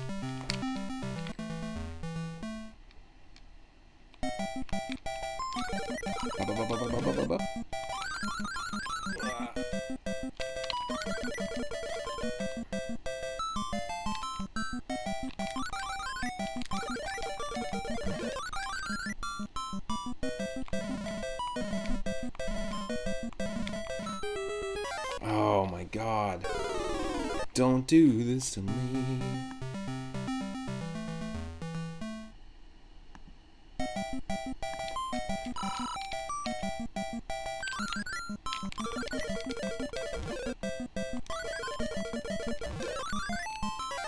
Damn. Ninja Gaiden 3, right? Tons of blood. But were you playing a remake? I know you were playing Ninja Gaiden 3 recently. Ow. Oh my god, don't. Don't do it.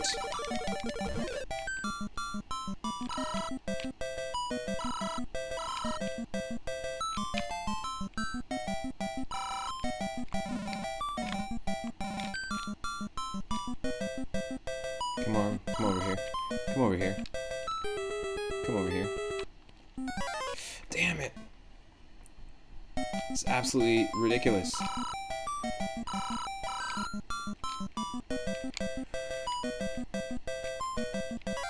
No. Feck off.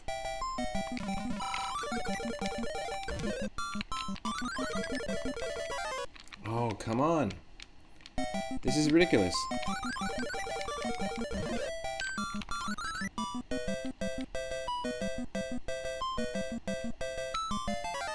Oh, fuck off. Seriously, just fuck right off.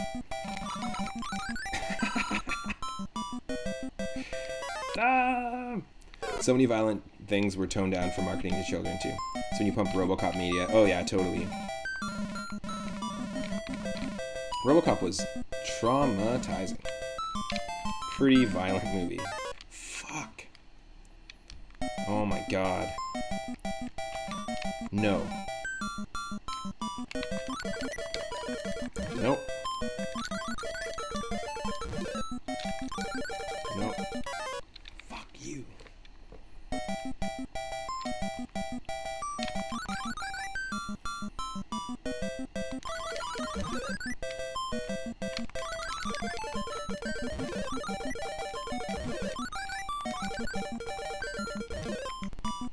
Come here. Is this seriously the strat? It's just to sit here? Oh my god. Okay, there's two dragons there.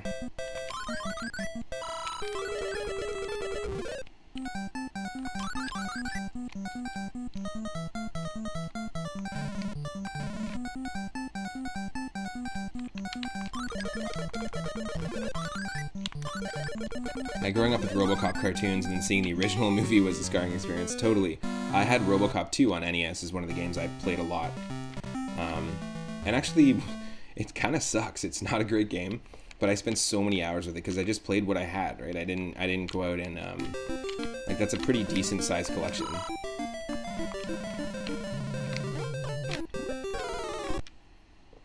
Dumb.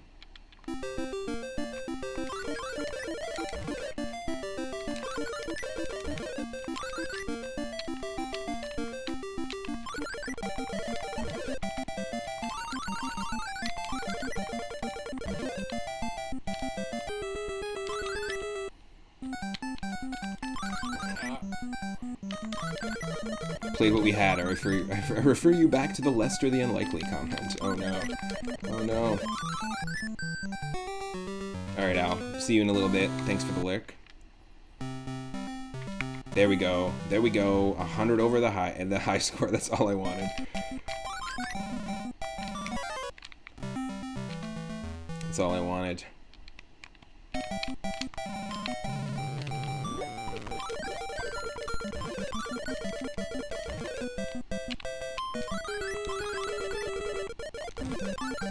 Yes. Extra life. Little one-up.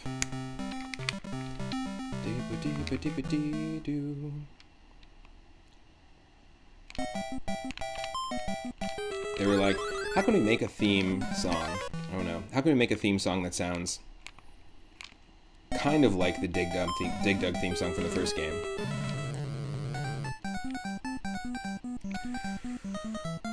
Oh no.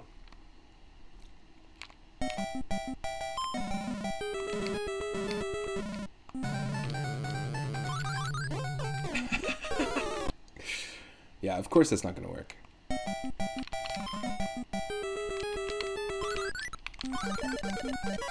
No.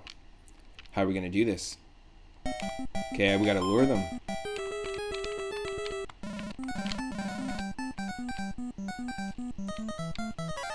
No. What do you expect from somebody at this stage?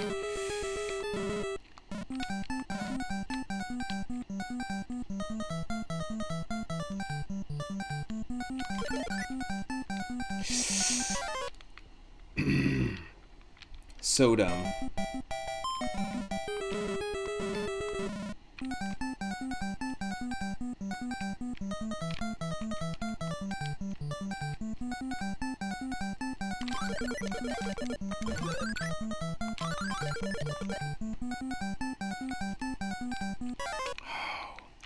Seriously?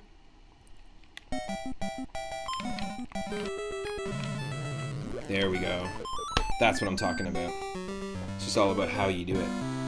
Boom. 50,000. That's a speedrun strat.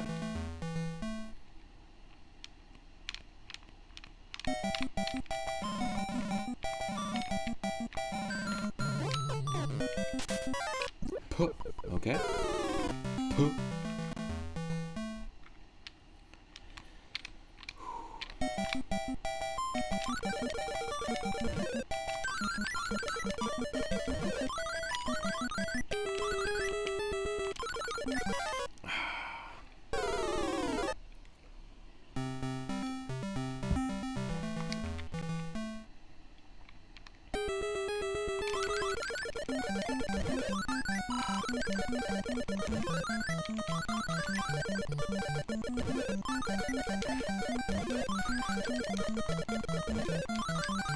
Yeah, wow. The strat really seems to just be standing still. Every time you move around, it just really screws you over.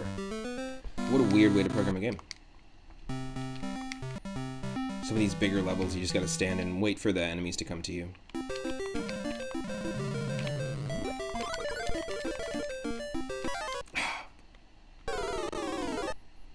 Come on. Can we crack 100?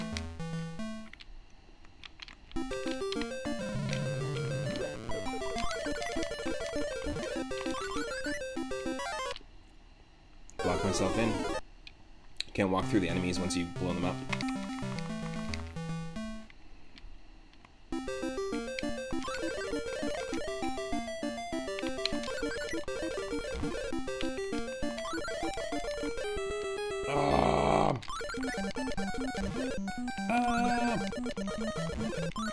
Trouble in Paradise is right.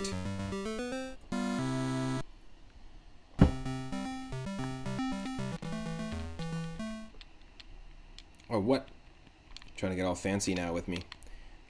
This fancy background. Fuck.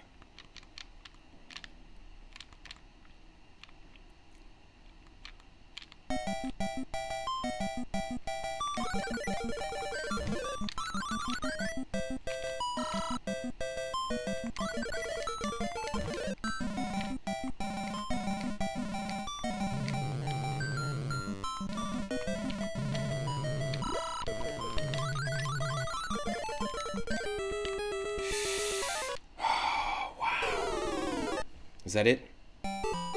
Damn. Okay. Well, we got a high score on the board, thankfully. 95,100. We'll spin the wheel again and see what we're going to get. That's the first high score we've got on the board for Dig Dug. And for anyone just joining in, we are using a roulette wheel on wheeldecide.com. I've put in 14 of my classic favorite NES arcade and puzzle games that I used to own as a kid in my very first collection that I got from my uncle. And the possible games that we can get are Dig Dug 2, Burger Time, Donkey Kong Jr., Donkey Kong, Tetris, Yoshi's Cookie, Bomberman 2, Bubble Bobble, Adventures of Lolo 2, Bugs Bunny's Crazy Castle, 3D World Runner, and the Quattro Arcade 4-in-1 carts. So let's give a quick little spin and see what we're going to get.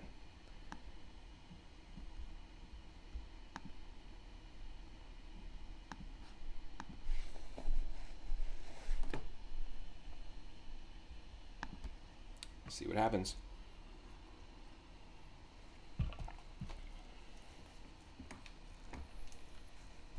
Now, I know the first Dig Dug was available for the NES, but I actually never owned it on the NES. I just played it in console. Cool. Okay, so we've got the Quattro Arcade.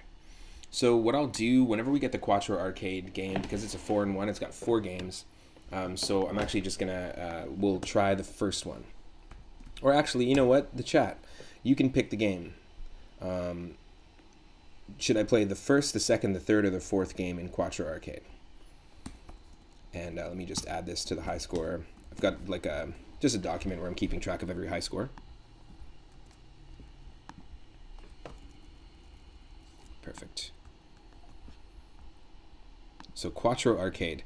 Now this is a really cool sort of 4-in-1 pack. It's not like the typical 4-in-1 packs or like 18-in-1 or 142-in-1 random NES games that you might find, or like those built-in plug-and-play consoles. The company Codemasters made a lot of really cool games, and they made Quattro Sports, which had 4 really good sports games on it.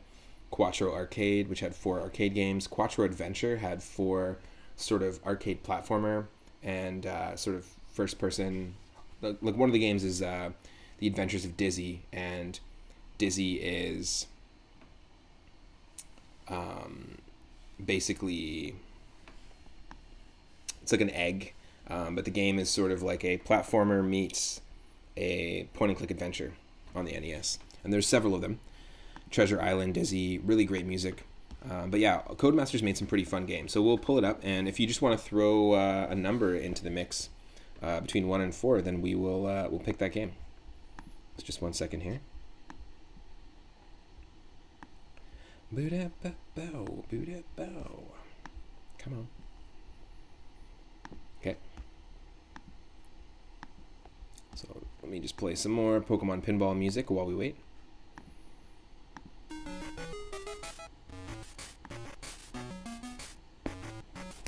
Also working on other things, so you're semi-lurk. No worries. Thank you for the lurk. 3. All right. Well, you got that 3 up, so we'll pick the third one. Quattro Arcade.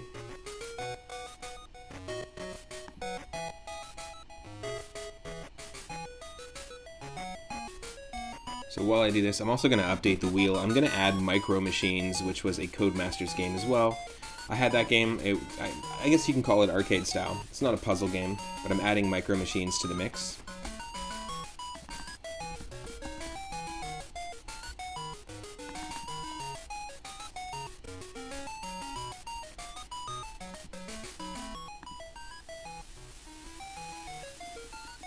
Three for 3 up. Nice. Okay. Yo, Horatio, how's it going? Hope you're having an awesome Monday. I do, yeah. I used to play the Dizzy games. Oh, they're a British series. Interesting. So Codemasters must be a UK based company then. Oh yeah. What other games? Boomerang Kid, Linus Spacehead. Some really fun ones. But yeah, I had Treasure Island Dizzy and The Adventures of Dizzy, which were on the Codemasters carts. Spent a lot of time with Micro Machines. There's lots of versions of it. You can play it on Super Nintendo. You can play it on Sega Genesis. I highly recommend it. It's a top-down racer. Really, really fun. If you've ever played Rare's RC Pro-Am on the NES, it's kind of similar. I used to have the Micro Machines playset as a kid. The giant van that would open up into a city, and then you could have your little micro cars. Really cool. Yeah, Cosmic Spacehead on stream a while back. I think they changed. I think it was Cosmic Spacehead was the original, and then it eventually got remade on the Quattro Adventure cart called Linus Spacehead and the Cosmic Crusade. But it's just like a remake of the game. Really fun games. But yeah, we're gonna. Obviously, I'm gonna pull up arcade. We'll play the third one here, but then we'll spin the wheel after and see what we get.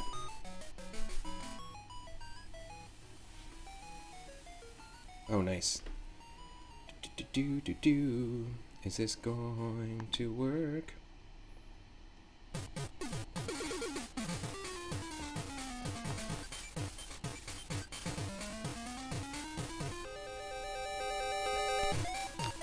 So I'll just take a few seconds here.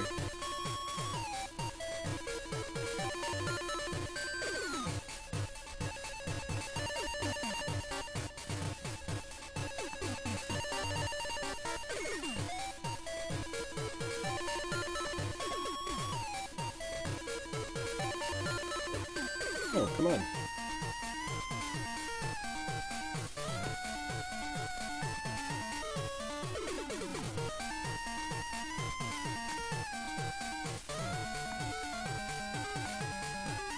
Just don't have time for any of my computer's bullshit right now. Don't have time for any computer bullshit. Oh, come on.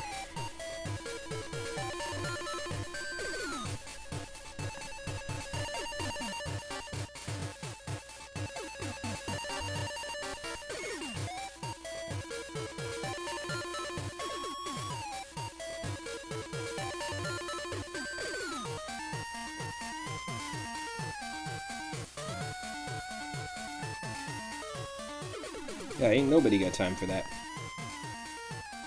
The rent is too damn high.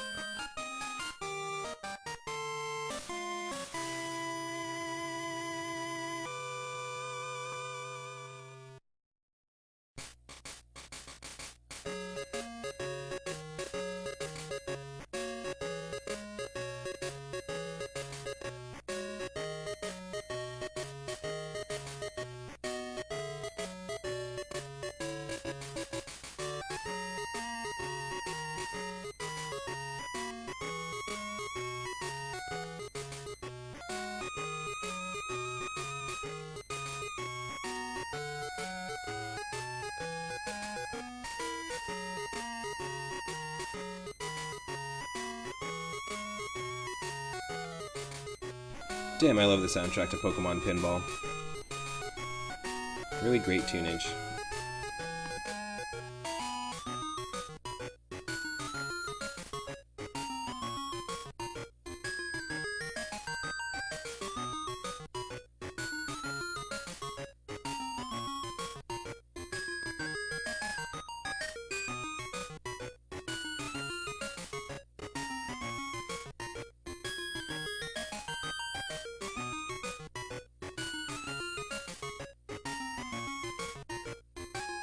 It was on the Game Boy Color. They did make a Ruby and Sapphire version of Pokemon Pinball on Game Boy Advance. But no, it was on Game Boy Color.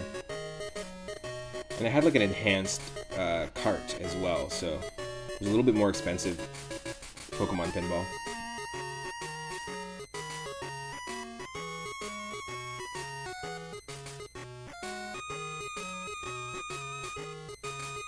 Wow, okay, just 1 second. I'm so sorry for the delay here. It's just going to take a little bit of time.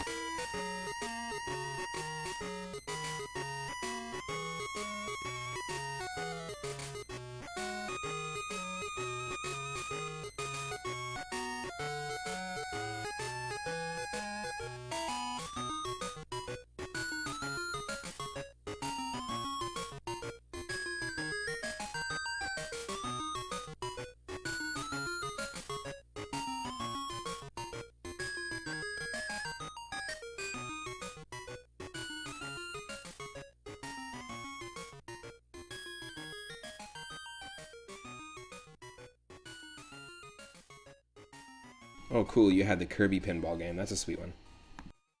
Oh, wow. So I definitely, know that this is going to work if I turn my stream off, but that's not happening today. Definitely not happening.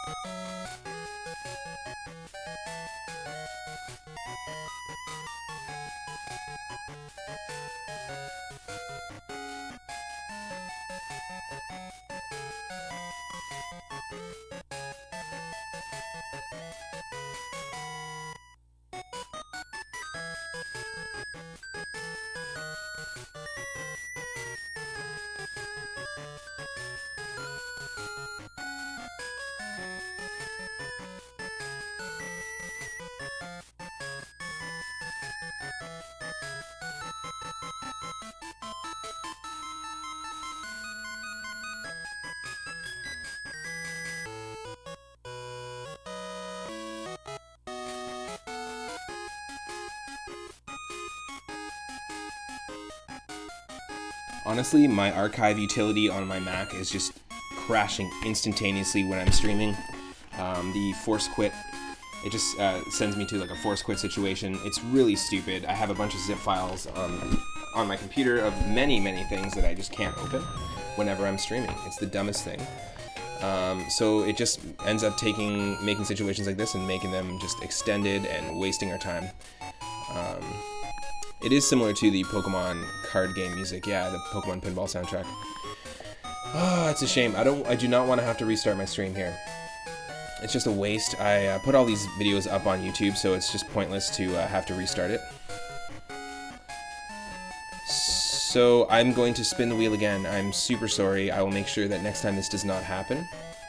I'm a super stickler for making sure that the content is the same and consistent every single time. So absolutely not. We are not restarting this stream. We're going to keep it going. We're spinning that wheel again. It's happening. I will ensure that Quattro Arcade works in the future here, and a few of the other ones, so that when we get it, we can load it up. So it's going to give us Burger Time. Okay, so we played Burger Time a couple of streams ago. It's a tough one. Stuff happens. Sometimes you gotta fight chaos with chaos. That's true. But I do not allow the chaos. Okay, let me just pull up this Burger Time for us here. Burger Time is a fantastic game. I played it at my cousin's house. I had to get a copy of it right away. And as a kid, I got a chance to play some Burger Time on NES mainly, but as an adult, Quasar's arcade in my current town, local arcade. Unfortunately, due to COVID, they haven't been open, but they actually have an original Burger Time cabinet, and it's been super fun to play on the joystick. And I got a high score on that cabinet, or I did last time I went there. Now, the game is very similar to Popeye, if you've ever played Popeye or Donkey Kong in Donkey Kong Country. Really like the game. Burger Time itself is also a game that they did other versions of. I believe that there's a Game Boy Advance version, there's a DOS version. It is a series that continued, but not for very long, not like Bubble Bobble. Bubble Bobble had a lasting power, and I think Taito was always able to at least keep it going and make enough money to keep the Bubble Bobble series going. But I do really enjoy a good Burger Time run on NES. Oh my god, it finally worked. Okay, before we play Burger Time, I think Quattro worked. Did it work? Hold on a second here. Why would it just take that long? That's so funny. Yes, it did work. Okay, let's play Quattro Arcade, and then we'll do Burger Time next. That's so funny. Timing. See, I don't allow the chaos. I do not allow the chaos, and this is what happens. All right. Okay, so this is going to be very different than Burger Time. Quattro Arcade. It comes with CJ. Yep, that's it. You'll see. Hold on a second here. There we go. Okay, these are our options. It comes with CJ, stunt buggies. Stunt buggies, no stunt backs. F-16 Renegade, which is what we're going to play, the third game. Yes. And Go Dizzy Go, which is an arcade-style Dizzy game, which Horatio was mentioning is I guess, a British series. adventure series. The chaos was crushed under the determination of the moon. I like that. All right. Here we go. F-16 Renegade. Love the old Codemasters intro.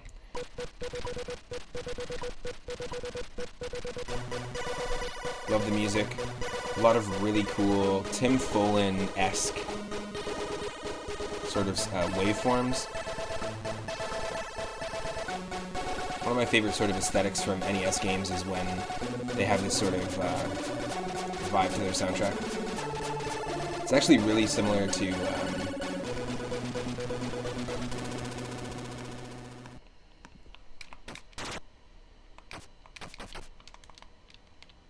what?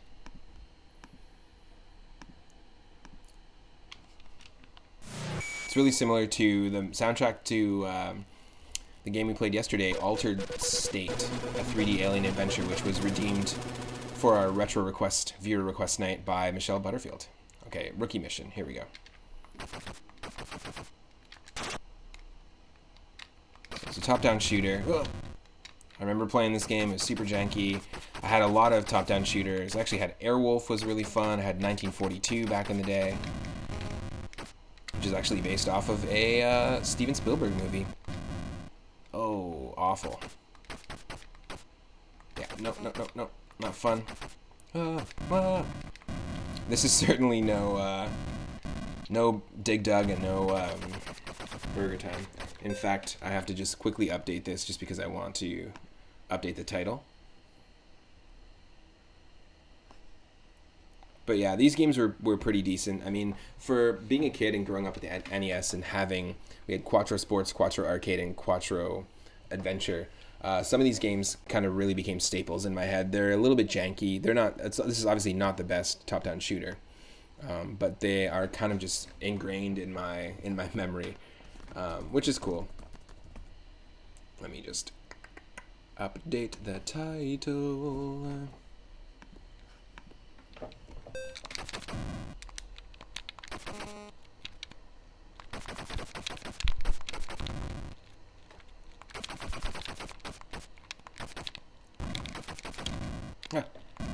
Damn.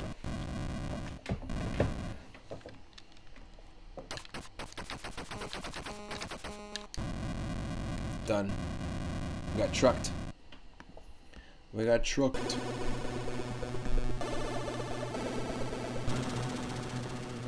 330. That is a terrible high score.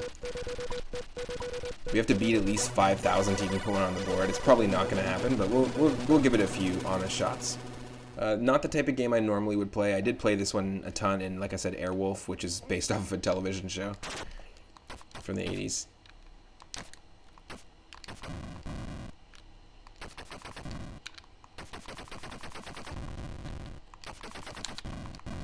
Oh, we took the hit. We took that hit. Space Invaders plays better than this. Damn.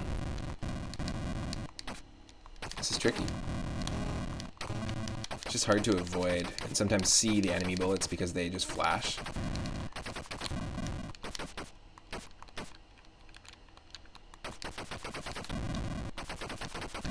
Oh.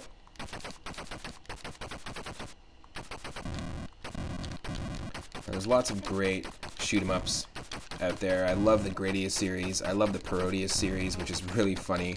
Sort of satirical version of the Gradius series made by the same developers.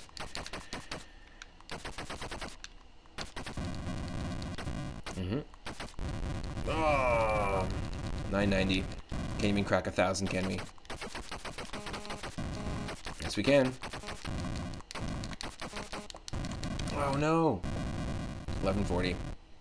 I think we can do it. It's definitely possible to get onto the board. To beat 5,000 here.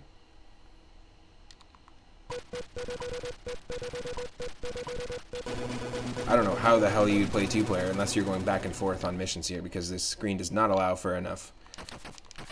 Doesn't have enough space going on for two players, in my opinion. Especially with how busy the screen will get with enemies.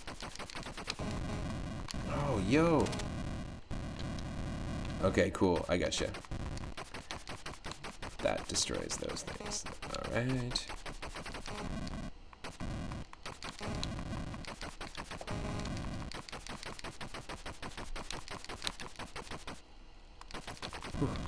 Yep, got those 3.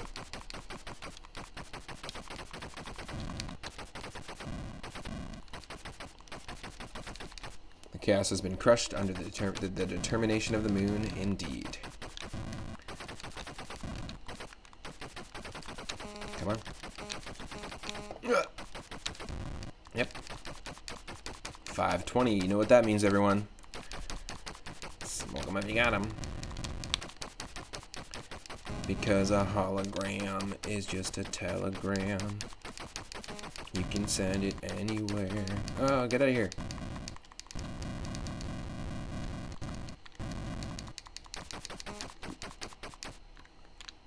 $660, not good.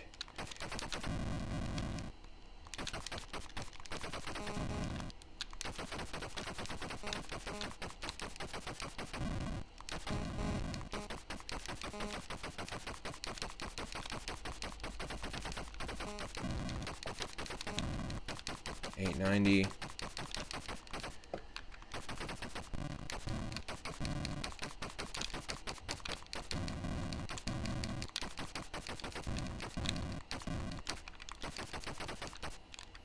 $990. Come on. Oh. That's the classic gamer look. I'm in gamer mode. Why? Because I'm like hunched over.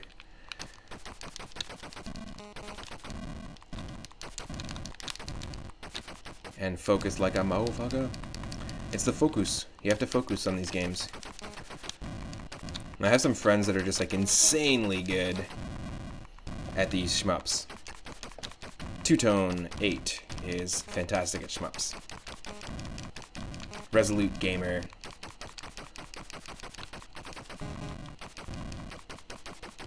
Also good at shmups. Me, not so shmups. Not so much. There we go. We got there. Damn. Is that it? Or do we have one more? We have one more. Yes.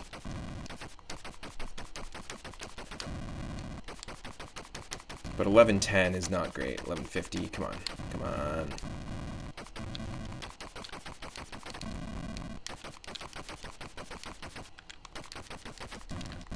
Whew. Yes.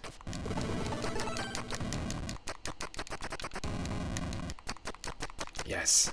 Double shot. One of my favorite things about Gradius is when you get extra weapons and Parodius. There's people on that plane, dude. Just chill. That's a passenger plane. Stop shooting it.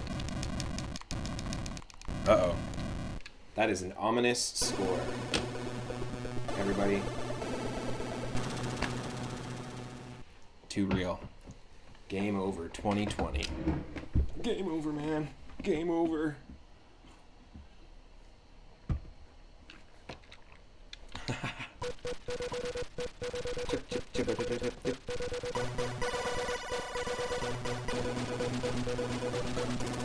I just really like that warbly sort of saw wave, synth wave that you get going on. I think it's a saw wave. It's a really cool LFO. It's used in all the Codemaster games, so that's that kind of sound when a chord is held but it warbles around like that in an NES soundtrack. Tim Follin is kind of really well known for that stuff. Games like Treasure Master.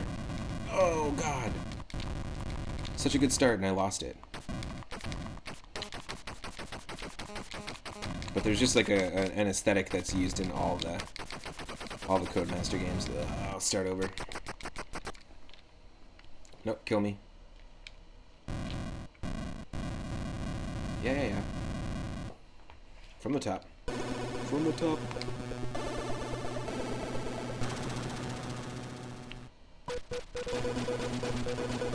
It is. I used to, like I said, Al, I used to have these 3 4-in-1 carts from Codemasters, and I guess they're British games, but they're really fun. Implying that British games aren't fun normally. But they're really fun. Ooh. No, kill me. I don't want this. You can't just restart, can you? Let's try and get past 5,000. I think it's possible.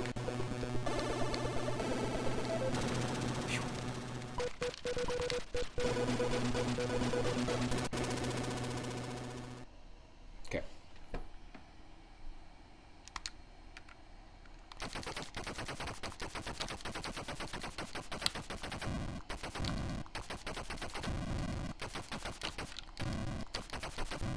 Reminds you of Raiden.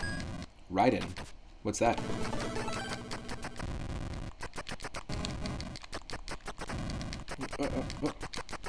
Is that a shoot 'em up as well? Oh, top-down shooter. Nice. Never played it. What console is that on?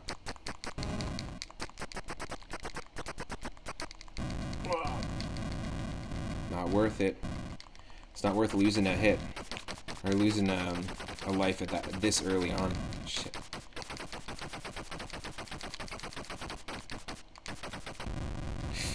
Fuck.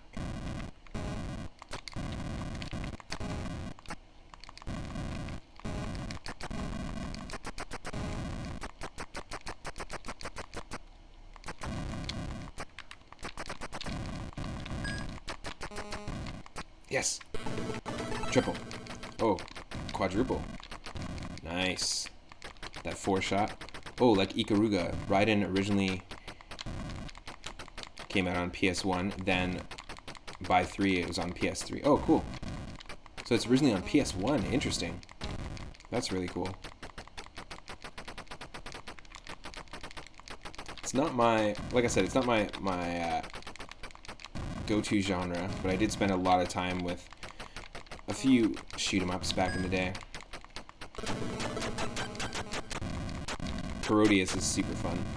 And like I said, Gradius. I just really like how the power-up system works in that series. We got this, we got this. Look at this. We're feeling it. Thunder Force, Darius series, yeah. Cool. Do you play a lot of shoot-'em-ups, Al, at all?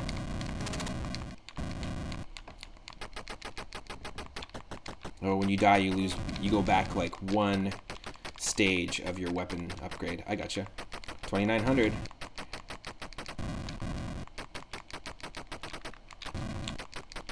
Yeah, they're really tough. Oh, nice. You love the airplane shooters. I have, I had 1942. I think I still have the cart for it, which is based off of that Steven Spielberg movie. And Airwolf was a fun one because it had this pseudo 3D isometric look to it. Also based off a TV show from the 80s. You did Raiden series and Ikaruga on stream. Nice. Very cool. And for those that aren't following Al Evos, go check him out. He does a really cool content on his channel. Another fellow Canadian retro streamer. You were playing Ninja Gaiden recently. And if you like top-down shooters. Also some Super Mario RPG and the Mega Man Zero series. It took forever to finish those. Raiden 5 was super hard.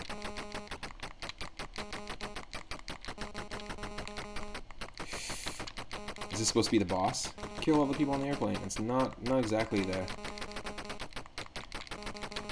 right course of action. Oh, damn. So close.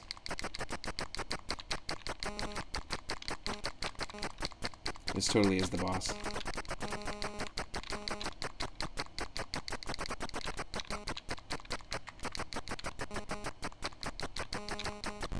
Oh no!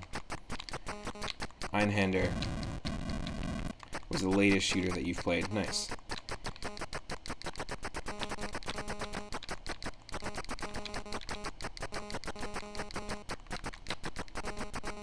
Holy shit.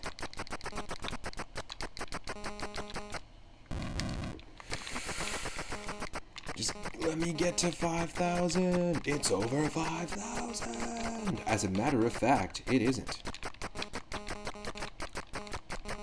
Vegeta, what are you doing here? Is that okay? As a matter of fact, it isn't. That's no good. Holy shit. Talk about, like, really making you Dive into that carpal tunnel zone, you know? Yeah, on the board. Yeah. Speaking of better games than this, Goof Troop on Super Nintendo. Epic co-op game. What the? Don't give me this. This better just be a cutscene. Oh, shoot.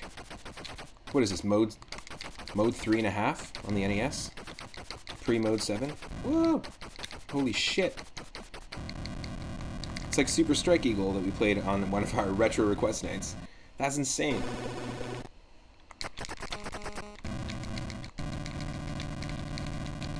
That was insane. I just want to see if I can get a little further into that stage.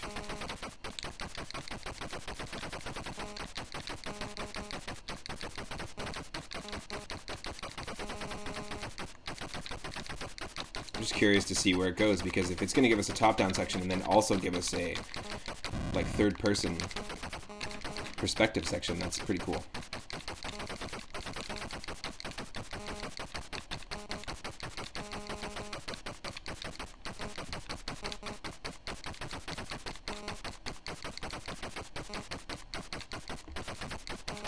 Oh, oh.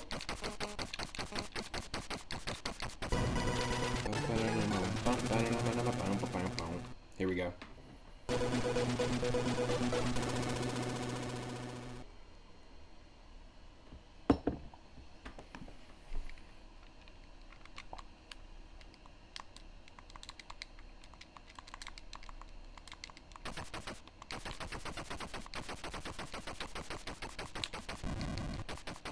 Holy shit.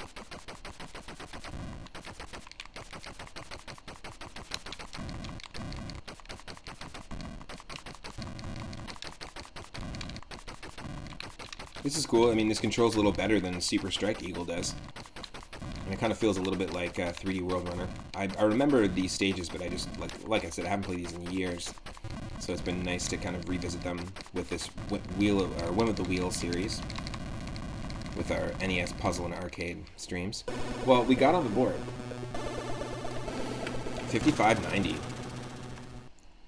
So let's add that in here. It's F16 Renegade. I think the other one was CJ. And our high score currently on the board is 5590. So maybe if we get this randomized again, and then we try to beat that high score. That's exactly how the series is going. So. Go Dizzy Go was the other one. And what was the second one? Let me just reset here. Stunt Buggies. Alright, cool. Got a high score on the board. So far this stream, we've been able to get a high score on the board for Bubble Bobble. It's 128,420. Dig Dug 2, we got to get that on the board as well. 95,100. And F16 Renegade, 5590. So that means the next game which we did spin was Burger Time. So let's try and see if we can get a little Burger Time high score going on. So just a second here.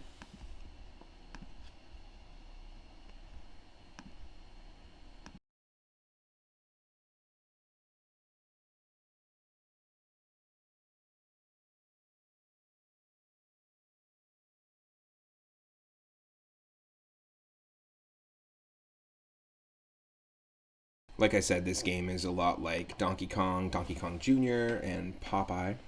And I'm just going to also update the stream title. Again, hope everyone's having an awesome Monday so far. Get that Burger Time going. I think there's a Burger Time category. If not, we'll keep it at retro.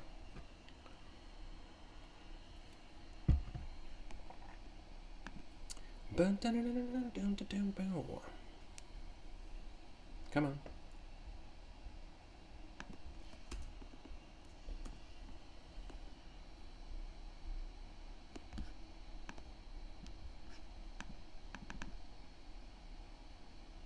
Nope, there's not. We're going to keep it at retro. Okay, cool.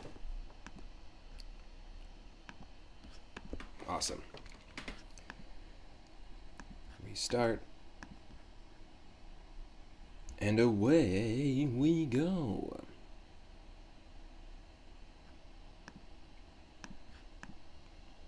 by Dead East. Really, really fun game. Here we go. We got 5 pepper shakers. We got 4 lives.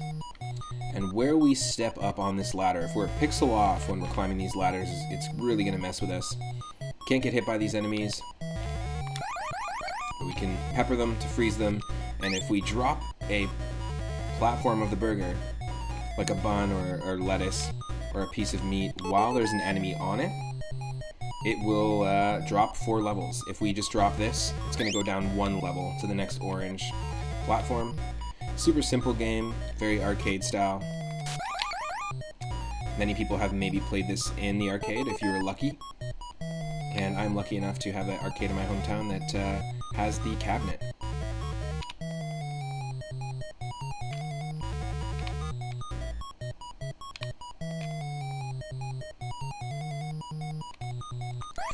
Yes. Really don't want to use the peppers that much in the first stage, to be honest. We've already used 3 pepper shakers.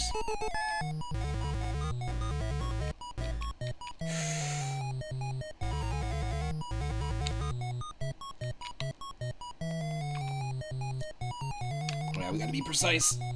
We gotta be precise. Oh my god. That was tight. So we just need to beat 20,000 to get on the board here. Easier said than done in this game. Let these guys go down. Ooh, I thought he was going down. Yes. Yes. Yes. There we go. Look at that. Almost creates the full burger for us.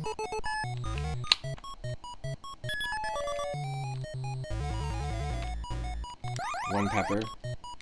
Ah, damn. That's okay. That's okay. That's decent progress for this. We don't have any peppers to deal with right now, which kind of sucks.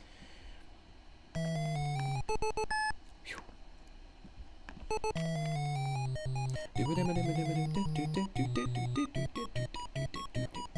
It's like a insane version of a polka. Oh, no. Damn.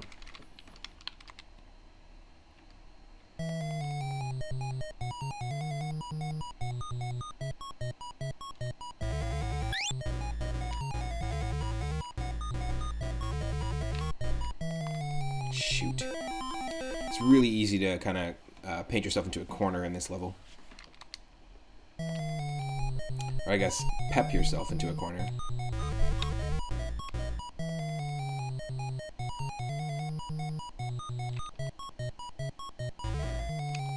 Oh no, come on, that was a pixel off. That should have killed that. Dang old sausage.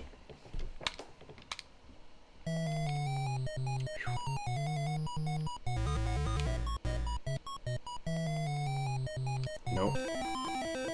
Yeah, you really do have to go to the... Really do be gotta going up to the top. Do be gotta. Let's do it.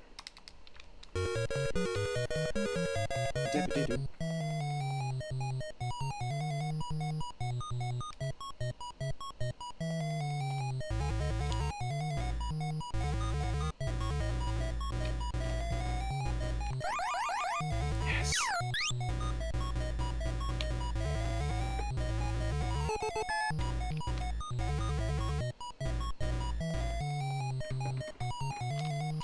Oh, shoot.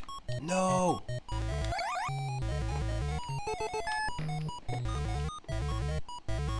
Yeah, if you're 1 pixel off from the ladder, you're basically screwed.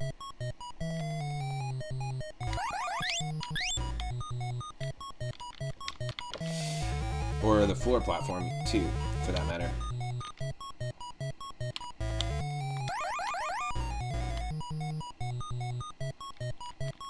Ah.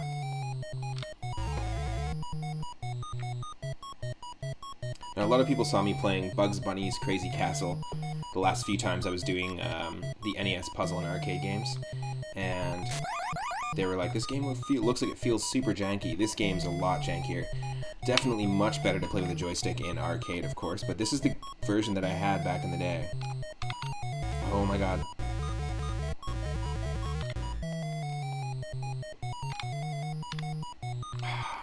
Not fast enough. Yeah, this is not a good run because we really, the first time we did this, was our best run so far of the first level.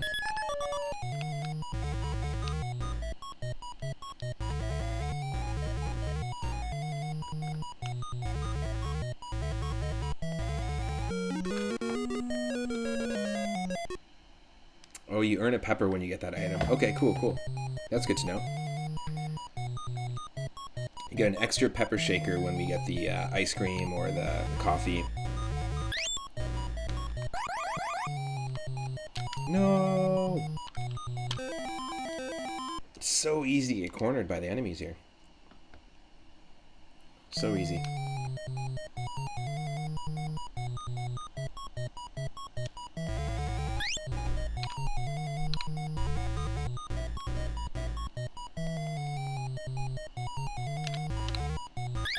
Yes.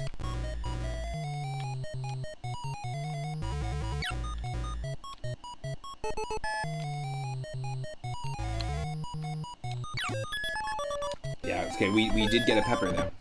Forgetting that coffee, thankfully. Oh, we got 2. It gave us 2 peppers.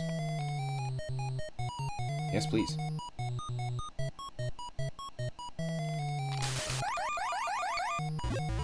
No!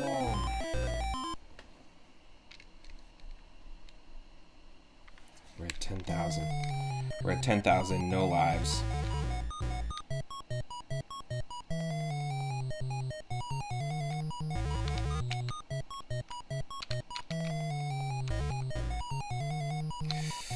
Not fast enough.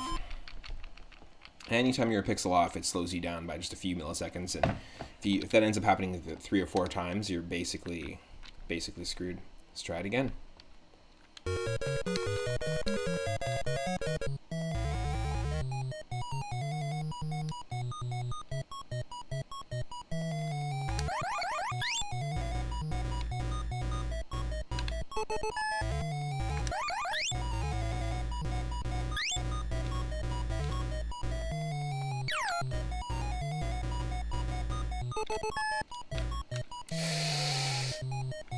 Oh my god!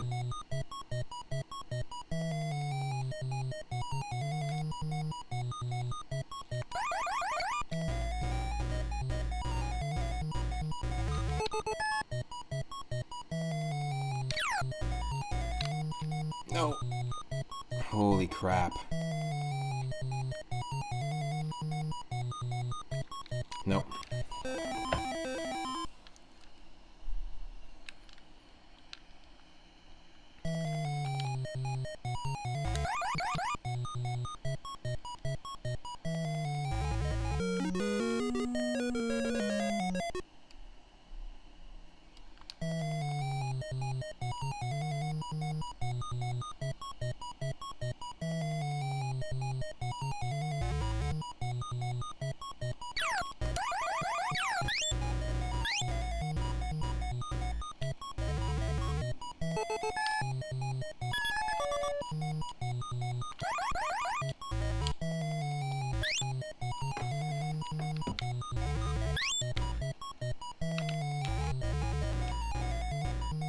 Oh, no way. We're getting a good run there, though. Getting a good bun for our money.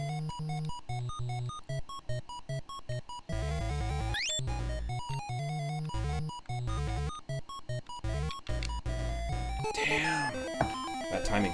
Super close to be able to, being able to knock the 2 sausages down there. Okay, hold on. Come on.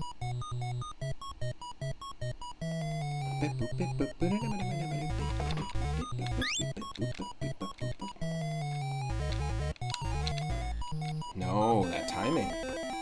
That timing.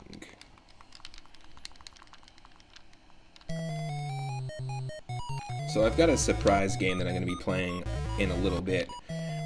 Probably closer to 7 o'clock p.m. Pacific. On the PlayStation 1. I've been wanting to play it for a little bit. It's a game I spent a lot of time with. I will say it's music-based, and that will be the surprise. And yeah, tune in at 7 p.m. Pacific for that. It's going to be fun. For those that are just tuning in, we're playing a little Burger Time. We've been playing NES puzzle and arcade style games for the afternoon, using a roulette wheel to decide which game we're playing next, and only picking one of 14 games I used to own in my original NES collection that I used to spend a lot of time staying up late and rushing home from school to play. We're trying to beat our personal high score in every game, and right now we're just trying to beat the default high score in Burger Time.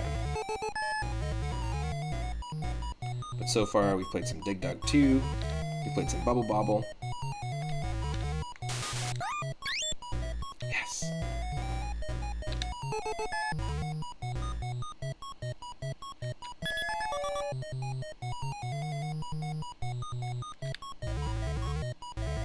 And we played some F-16 Renegade on the Quattro arcade pack.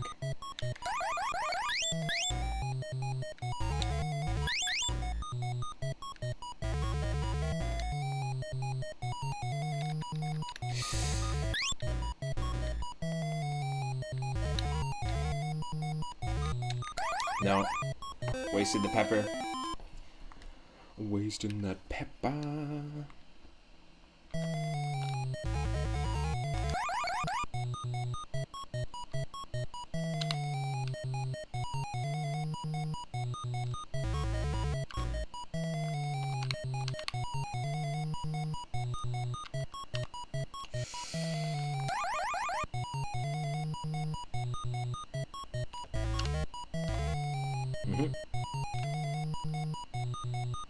No, really? Still caught up to me. Gadam, gadam. This is not the run. This is not the run we're looking for.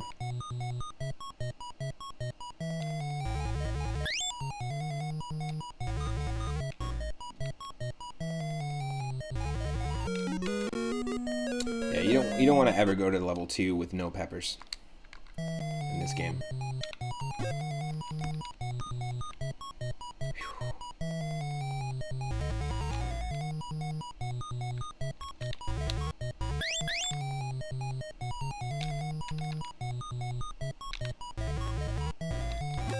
Yeah, you can really screw yourself over. Need those peps.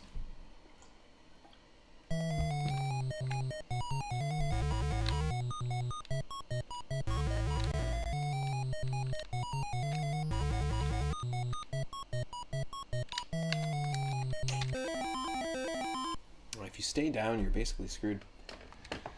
Oh well. This will be the last run, and then I'll take a break, and I'll be back at 7:30. But I want to say thank you so much to everyone that's been tuning in, everyone that's been hanging out all weekend, and if you don't know already, I stream every day from 1 p.m. Pacific. I do all sorts of retro games, we do randomizers, we do NES and puzzle arcade theme streams like this. We also do viewer request nights, and at any time you can request a Game Boy, Game Boy Color, Game Boy Advance, NES, SNES, or Sega Genesis game for me to play and add it to the queue, and every Sunday at 6 p.m. Pacific, we play. We play what you tell me to play, basically. But yeah, you can support the channel in many different ways. I want to say thank you to those who have been following the channel. We're 2 followers away from 200. I want to say thank you to the subscribers. Thank you to Itarama, and thank you to Al for hanging out, for the lurks, and also for subscribing. It really means a lot. You can support the channel directly if you don't want to cheer bits through Twitch. You can support the channel directly by sending a one-time donation via PayPal to 3upmoonget@gmail.com. It helps me to get things like new headphones and upgrade my gear. And also you can become a patron on Patreon. So there's all sorts of different ways to support it. I've been humbled at the amount of support we've been getting in just 2 months. And I'll see everyone at 7:30 for a surprise PlayStation 1 game. Stick around, everyone. Have an amazing day. And see you in a bit. If you're watching this on YouTube, click that subscribe button. And you can watch all the different NES puzzle and arcade stream Whim of the Wheel streams, which is what I'm starting to call these. This is the 4th one we've done. I've been having a blast because I'm just sending myself right to nostalgia land. And I hope that some of you have played these games before, or if any of these interest you and you want to dive into some arcade games, I hope you give them a shot. Thanks again. Have a great Monday. See you in a bit.